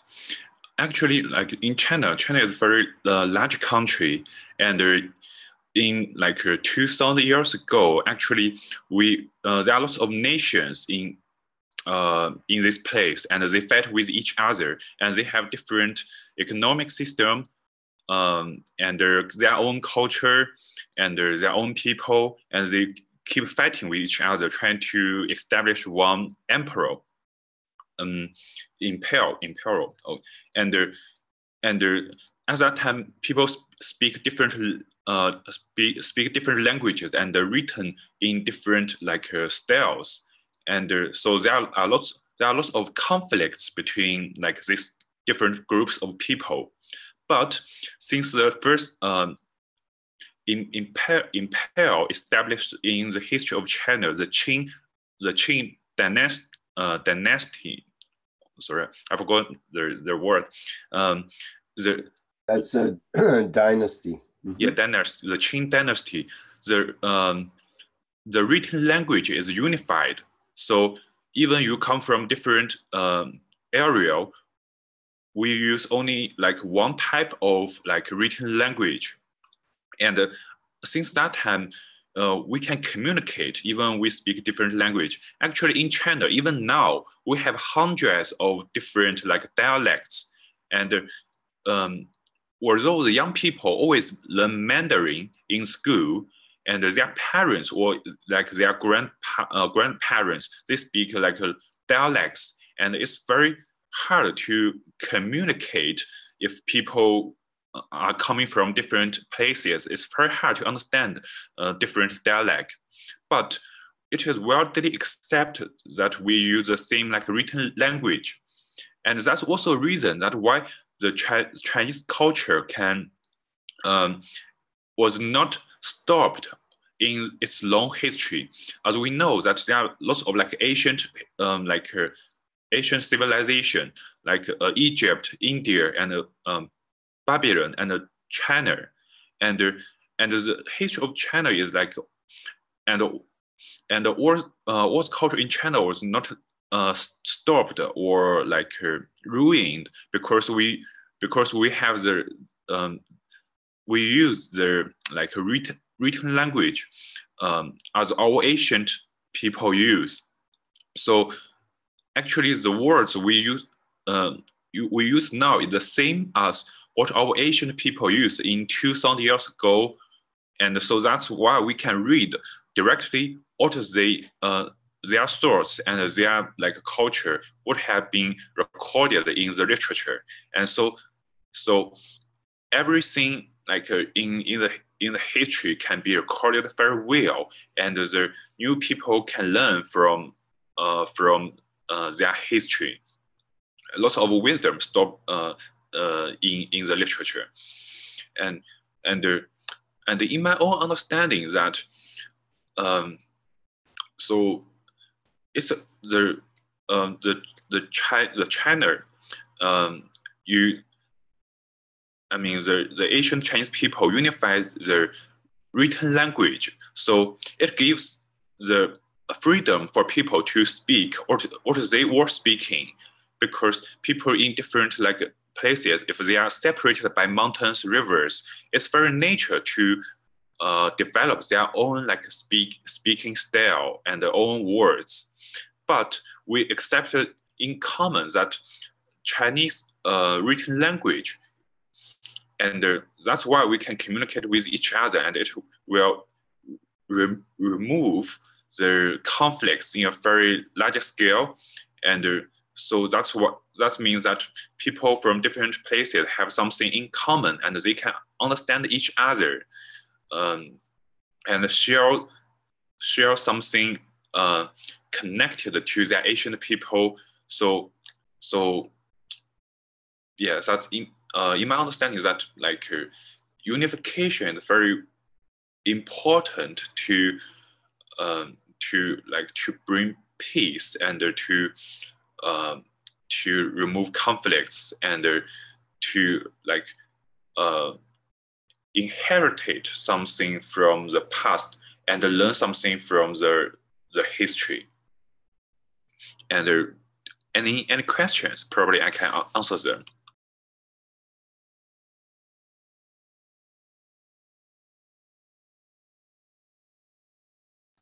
Thank you, Chao. Does anyone have any questions in particular? I have just one for you. What is the literacy rate? Are most people able to write in China?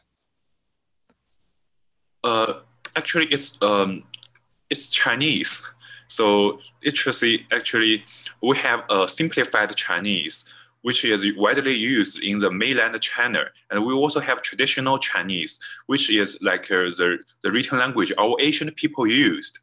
And it is still used in Hong Kong, Macau, and Taiwan, and some other places. But these two written languages are very similar to each other. And for the educated Chinese people, they can recognize both of them. And yeah, it's like yeah, it's like so it's not a problem to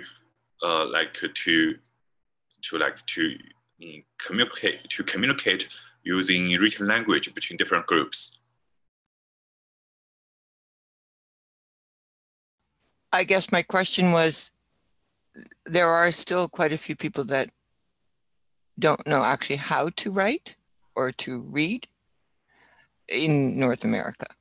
And I wondered if in China it was that even what is the level of uneducated people? Like, do most people, do you know a percentage? Because I agree, if the written word is a common word, a common language that people can recognize and read and write. But my wonderment is if they can't read and write, and what is that level in China? Is that something we know? I get your point. Actually, I think there's like some statistics. Like we can search it on internet. But from my own experience, my grandpa, in the generation of my grandparents, most of them cannot read or written. But for the young people in China, because it's mandatory to accept 9-year education and almost level of free, but not free. For the young people, I think every young people, or we say 95% of the young generation can read and write. It's no problem. Wow, that's fantastic. Thank you.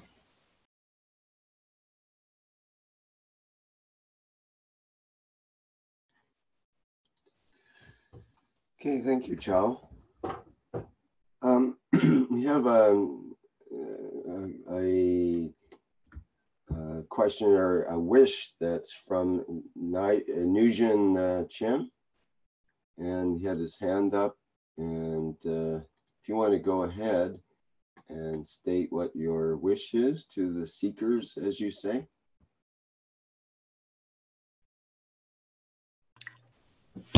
Hello, everybody. Hi. Yes. The first thing I have to thank you, Mr. Keshe. I have teach for everybody about plasma, because what is teaching can open the mind of too much people. Because on the world we are now living in the materialist. We are often need a material to survive, but really, Mr. Keshe opens our mind.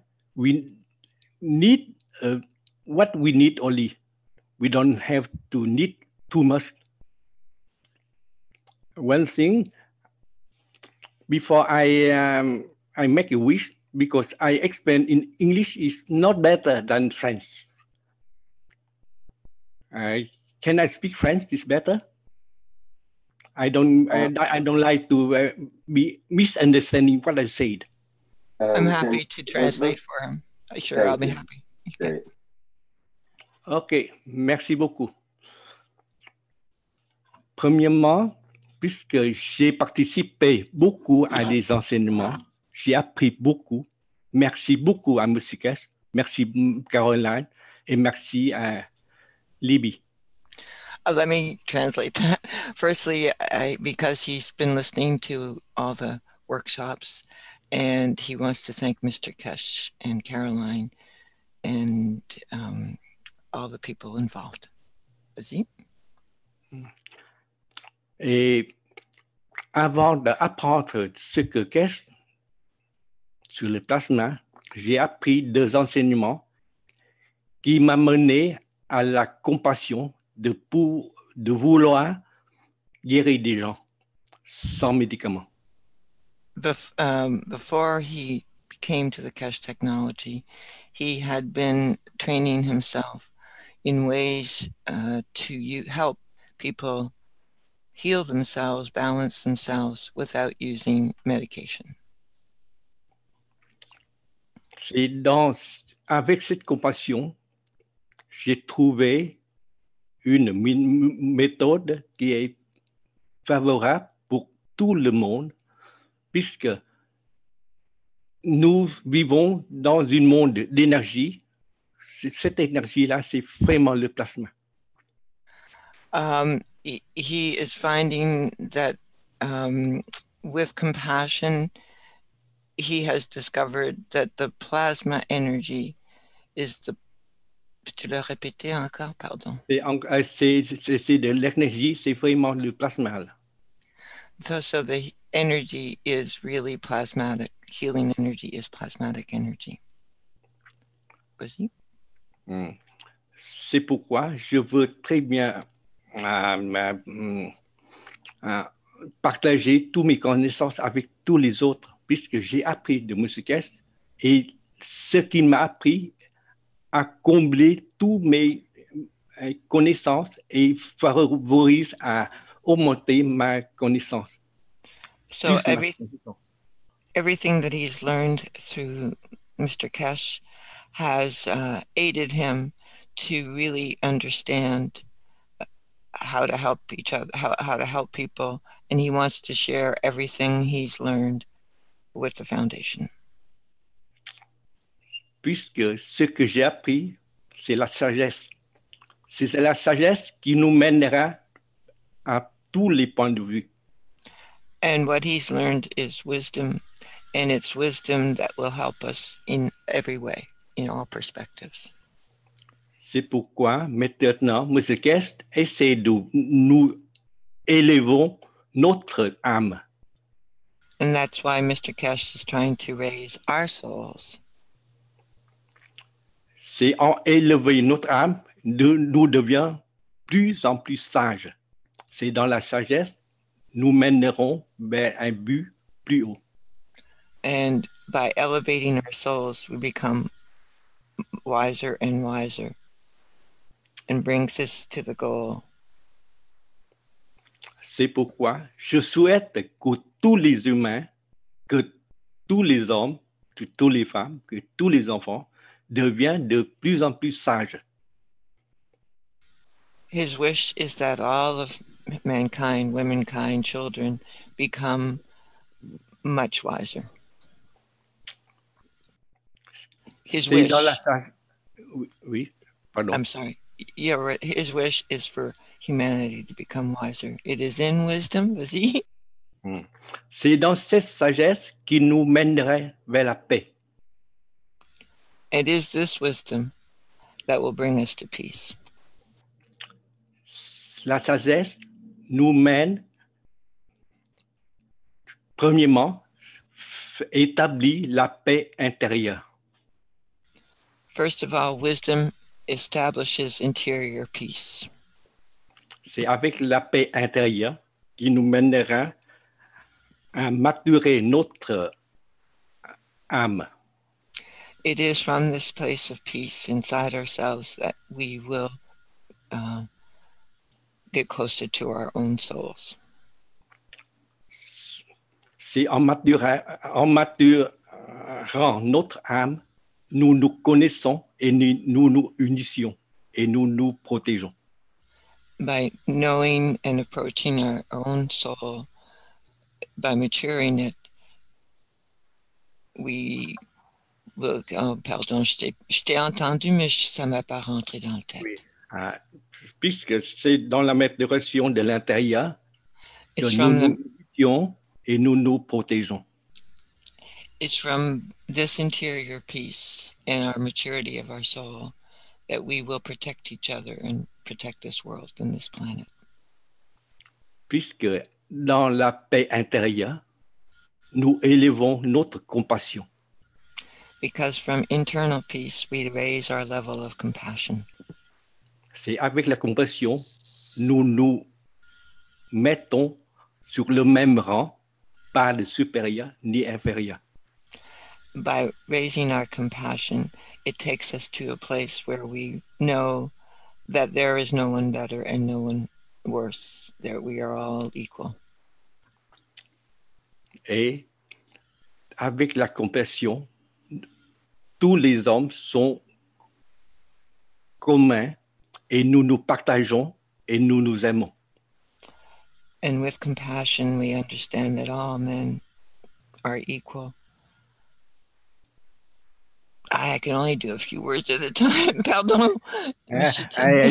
C'est que nous nous aimons et nous nous partageons. That we will love and we will share.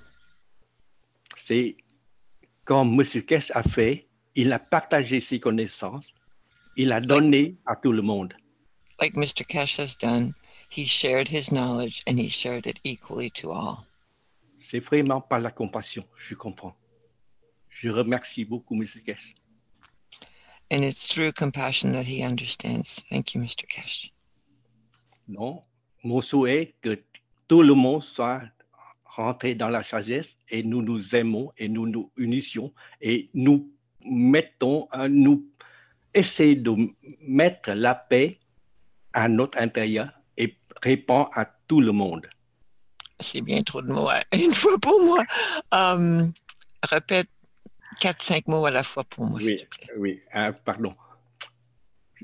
C'est avec cette compassion It's with this compassion que nous partageons notre connaissance that we share our knowledge et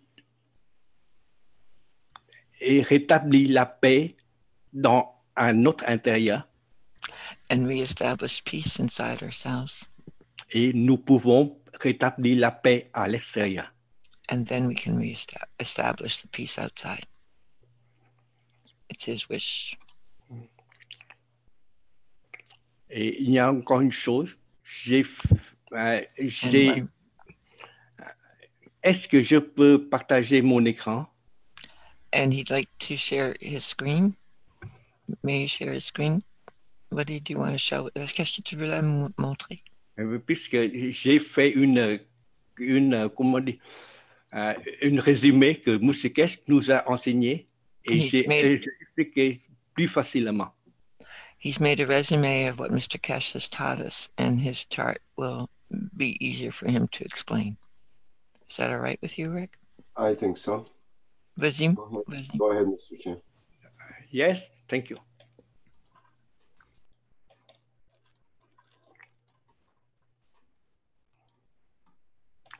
That's what I am learning. I have learning.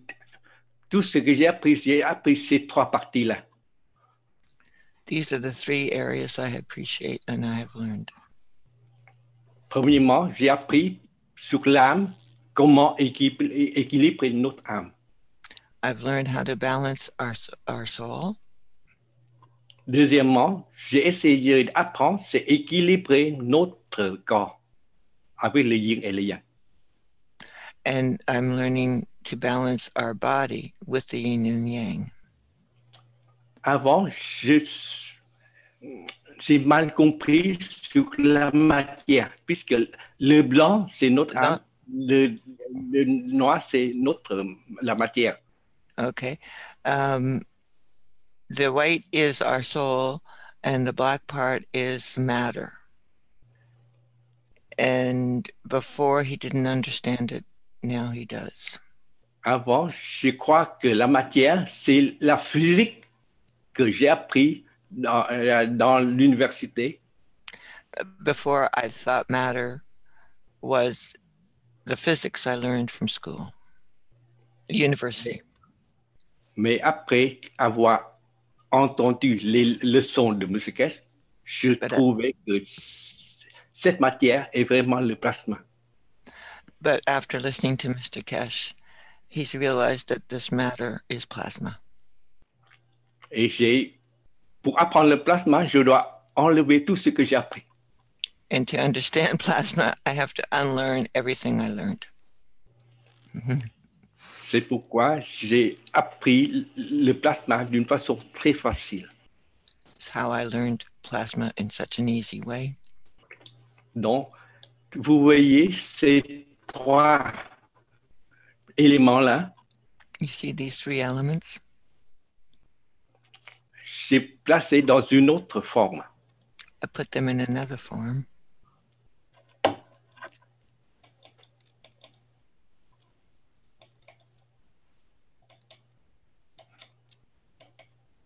Ouais. J'ai mis dans un rang, une rangée. I put them in a row. One line. Yep. Yeah. Column. Et maintenant, voilà, tout ce que j'ai trouvé, non, pas avant ça, mais pardon. Voilà. Okay. Everything I learned. J'ai essayé de mettre sous cette forme-là. Is in this form.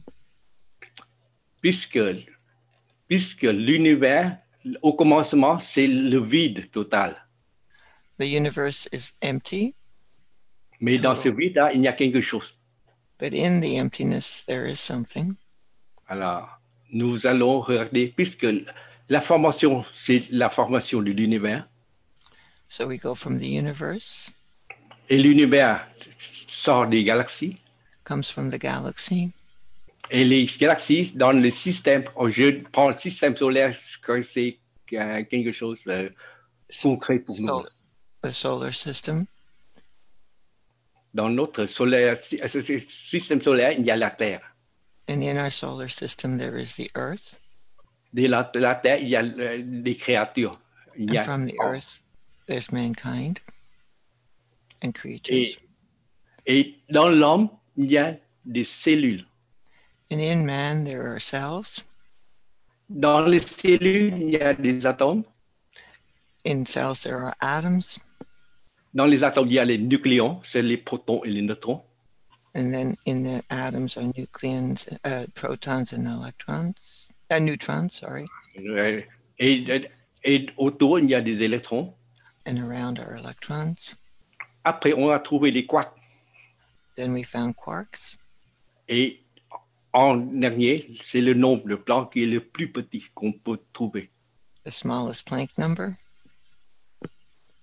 Mais ces nombres de Planck, ce sont des vides. On appelle des points noirs. We call them black holes. Avec ces plans-là, on trouve le plasma. And from there, we find plasma. Si on retourne du plasma, on trouve dans le Planck, il y a plein de plasma. In the Planck, there is lots of plasma. Et ainsi de suite, tout ce que remonte, tout l'univers, c'est du plasma. C'est 100%. Pas 99,999. C'est 100%. 99.9999% of the universe is all plasma. Mais maintenant, c'est 100%. Now it's 100%. Puisque toutes ces choses-là, c'est bien du plasma. Since everything comes from plasma. J'ai fait tout ce liste-là. Lorsqu'on regarde, on reconnaît que tous ces sont classés, puisque l'univers fait naître galaxie fait naître le système solaire et tout avance progressivement. So I've created this to show that everything is connected, since the galaxies are born from the universe and the solar system is born from the galaxy and the Earth is born from the sun, all the way down, everything has to be plasma. Et l'homme, la créature, est bien du plasma par les nombres blancs, par les quarks, par les électrons, nucléons, atomes. cellule et devient l'homme.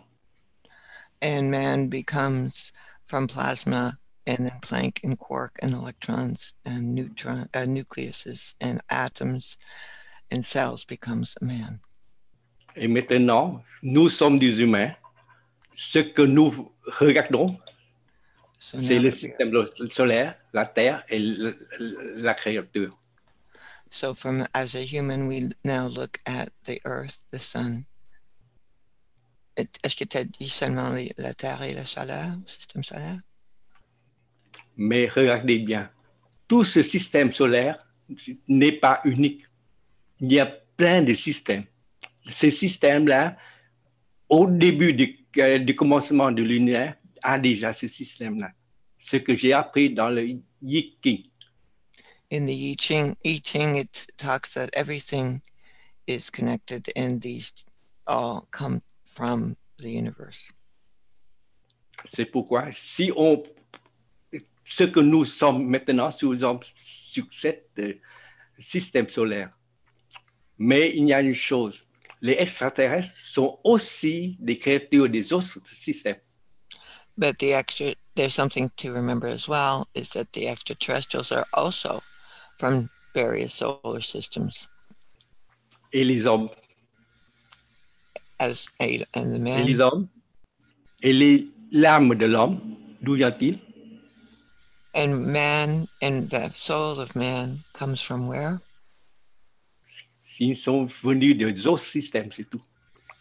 They came from other systems. Notre corps, c'est humain.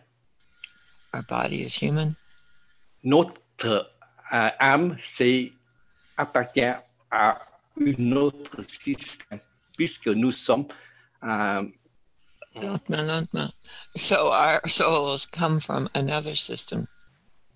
Est-ce que tu dis que ça vient du système solaire? Oui, le système solaire. Mais puisque notre âme vient rentrer dans nous et il oublie tout ses passés, tout son passé. Once the soul comes into us, it forgets its past. C'est pourquoi l'homme, c'est une créature naturelle, mais il n'a pas la mémoire de tout ce qu'il a vécu dans le passé. Although man is a natural being, he has no memory of his past. Mais lorsque je dis ainsi, l'homme est incarné de l'autre espace. He says man comes from another space. Mais nous sommes incarnés. Aïe, aïe, aïe, aïe, aïe. Non, c'est le mot. We are incarnated from the sun, from a different solar system. From this solar system, est-ce que de celle-là ou un autre, tu dis? C'est d'un autre. Peut-être de nos systèmes, il y a des interactions du système solaire revient au système solaire, mais il y a beaucoup d'autres systèmes. There are many other solar systems, but it may be that we do come from the sun, but it's potential that we come from other ones. Puisque dans la science, maintenant, on a prouvé qu'il y a des gens, à la naissance, ils reconnaissent où il a vécu avant.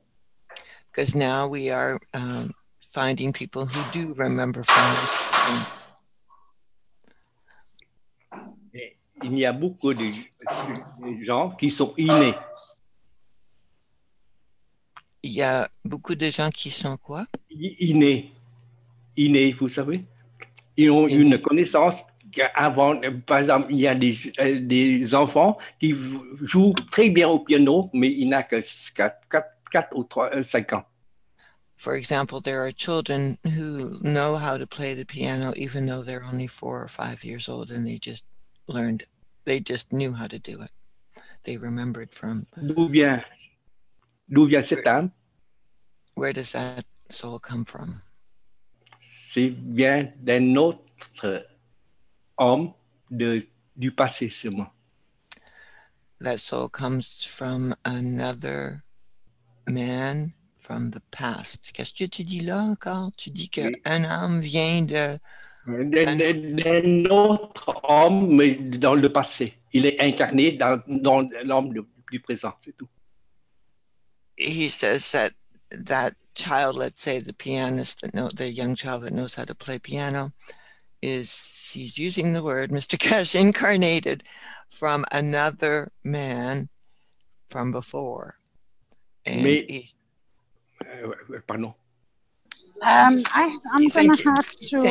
gonna have to interrupt because this is not exactly what Mr. Keshe has been teaching. He says that you accumulate the information from all the souls which were there before you.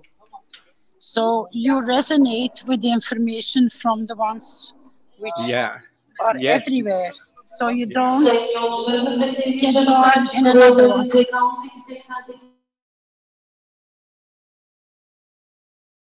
Est-ce que tu comprends, Monsieur Tien, que tu rentres dans le territoire où il ne faut pas que tu rentres? C'est ce que je comprends. Parce que là, tu vas...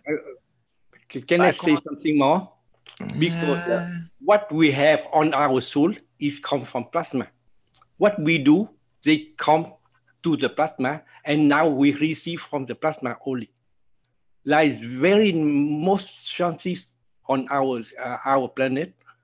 They have learned from the plasma from on the sky, and he can select this plasma and he introduce for us.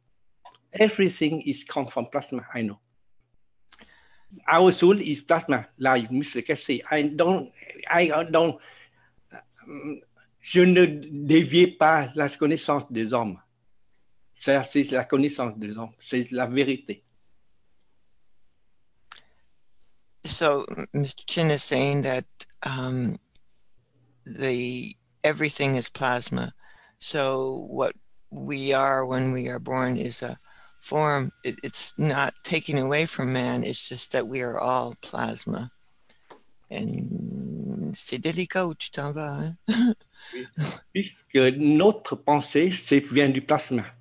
Tous nos pensées antérieures, c'est bien du plasma.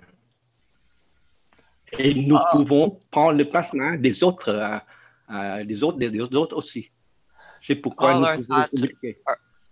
All our thoughts are plasma, and therefore we do pick up other thoughts because they're plasma and they come into us. Et nous pouvons communiquer entre nous avec les plasmas. C'est ce que M. Keshe veut. And Mr. Keshe is wanting us to communicate through our plasma with each other. His understanding is that Mr. Keshe... Non seulement avec les hommes, mais avec les extraterrestres aussi. And from that plasmatic state to interact with extraterrestrials and imagine all beings. C'est pourquoi j'essaie de expliquer que notre âme peut communiquer avec autre âme par le plasma.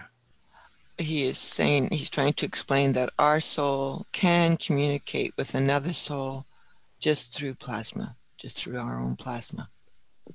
Mais la chose, c'est avoir la sagesse. But you must have wisdom. Okay.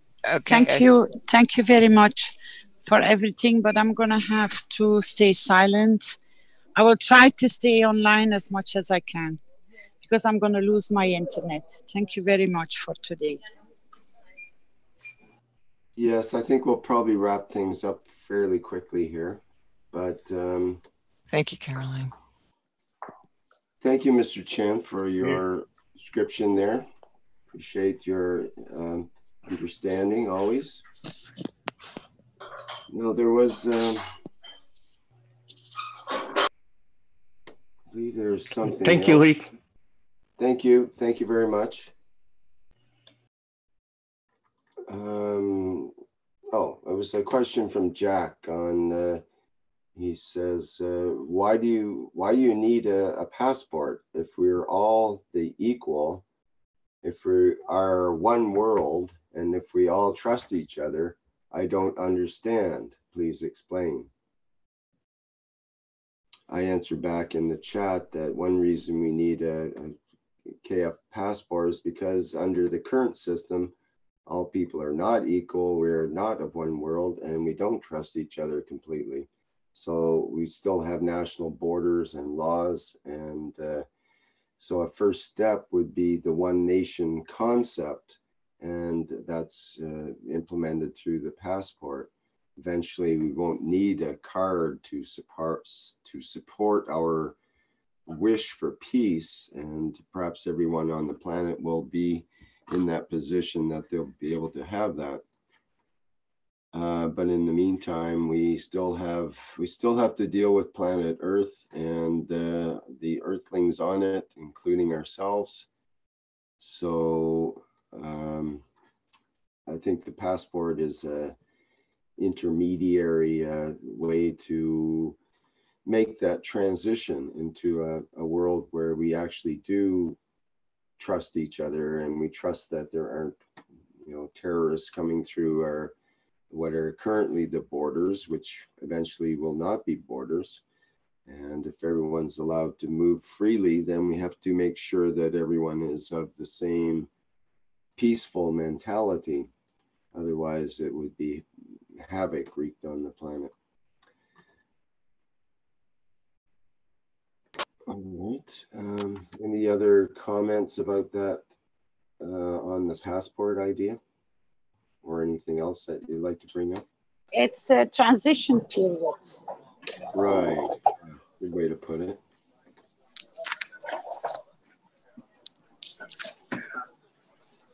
Any other comments about that? Is there any updates on the passport or any other input on it?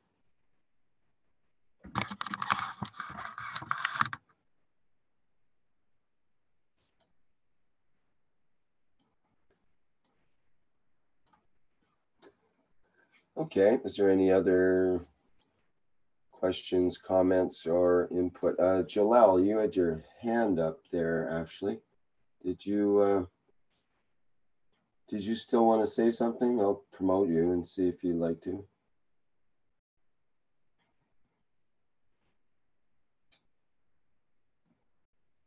Go ahead. Did you have something you wanted to say, Jalal? Yes, thank you, Rick. Good evening, everybody. Good day. I would like to say only one thing. Before we know this knowledge, we are sharing everything without knowing the goodness and the bad things. And now when we are coming to this knowledge, now we know that we are all connected, and we are trying to fix everything. But I think we missed something that maybe I'm wrong, but I think we are also, before we was sharing also the fields of the bad things, what's happened to the humanity and to the planets. That means when there was something before 10 years or 20 years or 30 years, bad things happened, that's not mean that it's not your fault. I think in that, before the knowledge, we know, before the awareness, that we are contributing in this kind of field without knowing. So if I know that maybe I done such a thing wrong, because we are changing to the good things, and we are trying to fix something bad we done. And remember, if we done something wrong, and we not forgiveness, as Mr. Cash said, but aware of what we done. And I think in a way we did influence in this bad fields, and because we are connected, and we know now we are connected, and this is bring us to a little bit thinking about what's happened before and what is still going on. So if I take responsibility, I know I don't know if I'm in that position to, but you can judge only yourself and see if you did without noticing, encouraging this bad feels, and to what you call it, make take it back and make it to the good feels. And I think this will be really speeding the peace here, because if someone do something wrong, you say it wasn't me. It's not me who is doing this wrong thing and who is still doing, but actually maybe before one day or before 1 year or before 10 years, your fields also was in that encouraging him to go on this way. So this was coming in my mind. So this is from what I hear today. Thank you, Eric. Okay, thank you, Jalal. We had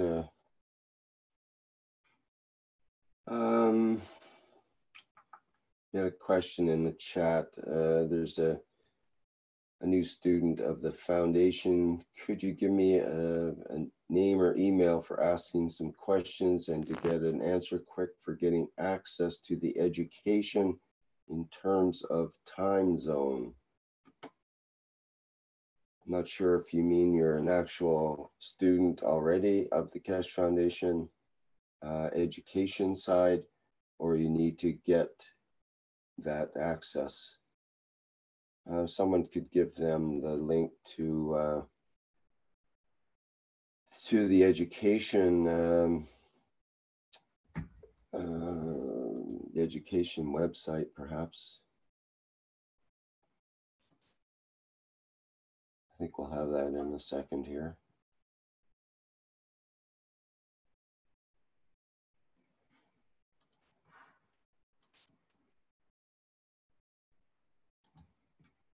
And maybe Vince can help me with that. Vince, do you know what the proper email would be for that person to make contact? Should they just send to the webmaster, perhaps? Right, you can send that to, I'll just put that in the chat. You can contact the webmaster at spaceshipinstitute.org and they can direct it from there. Okay, I think we're going to wrap it up for today then. Thank you everybody for participating in today's workshop, and we'll have another one at the same time next week. And also don't forget the there's a Keshe Plasma Reactor Group, which will be happening in about another 12.5 hours. And there's the Knowledge Seekers Workshop, as usual, on Thursday at the usual time of 9 a.m. Central European Time. And I believe that's it. And we'll have the slideshow with some music to go out on here. Again, thank you, everybody. Thank you, Caroline and Mr. Keshe. And we'll see you next week. Okay, Vince, I think you can... Thank you all for tonight. Thank you, team. Thank you, knowledge seekers. And see you next time. Thank you for your contribution. All right. Bye for now.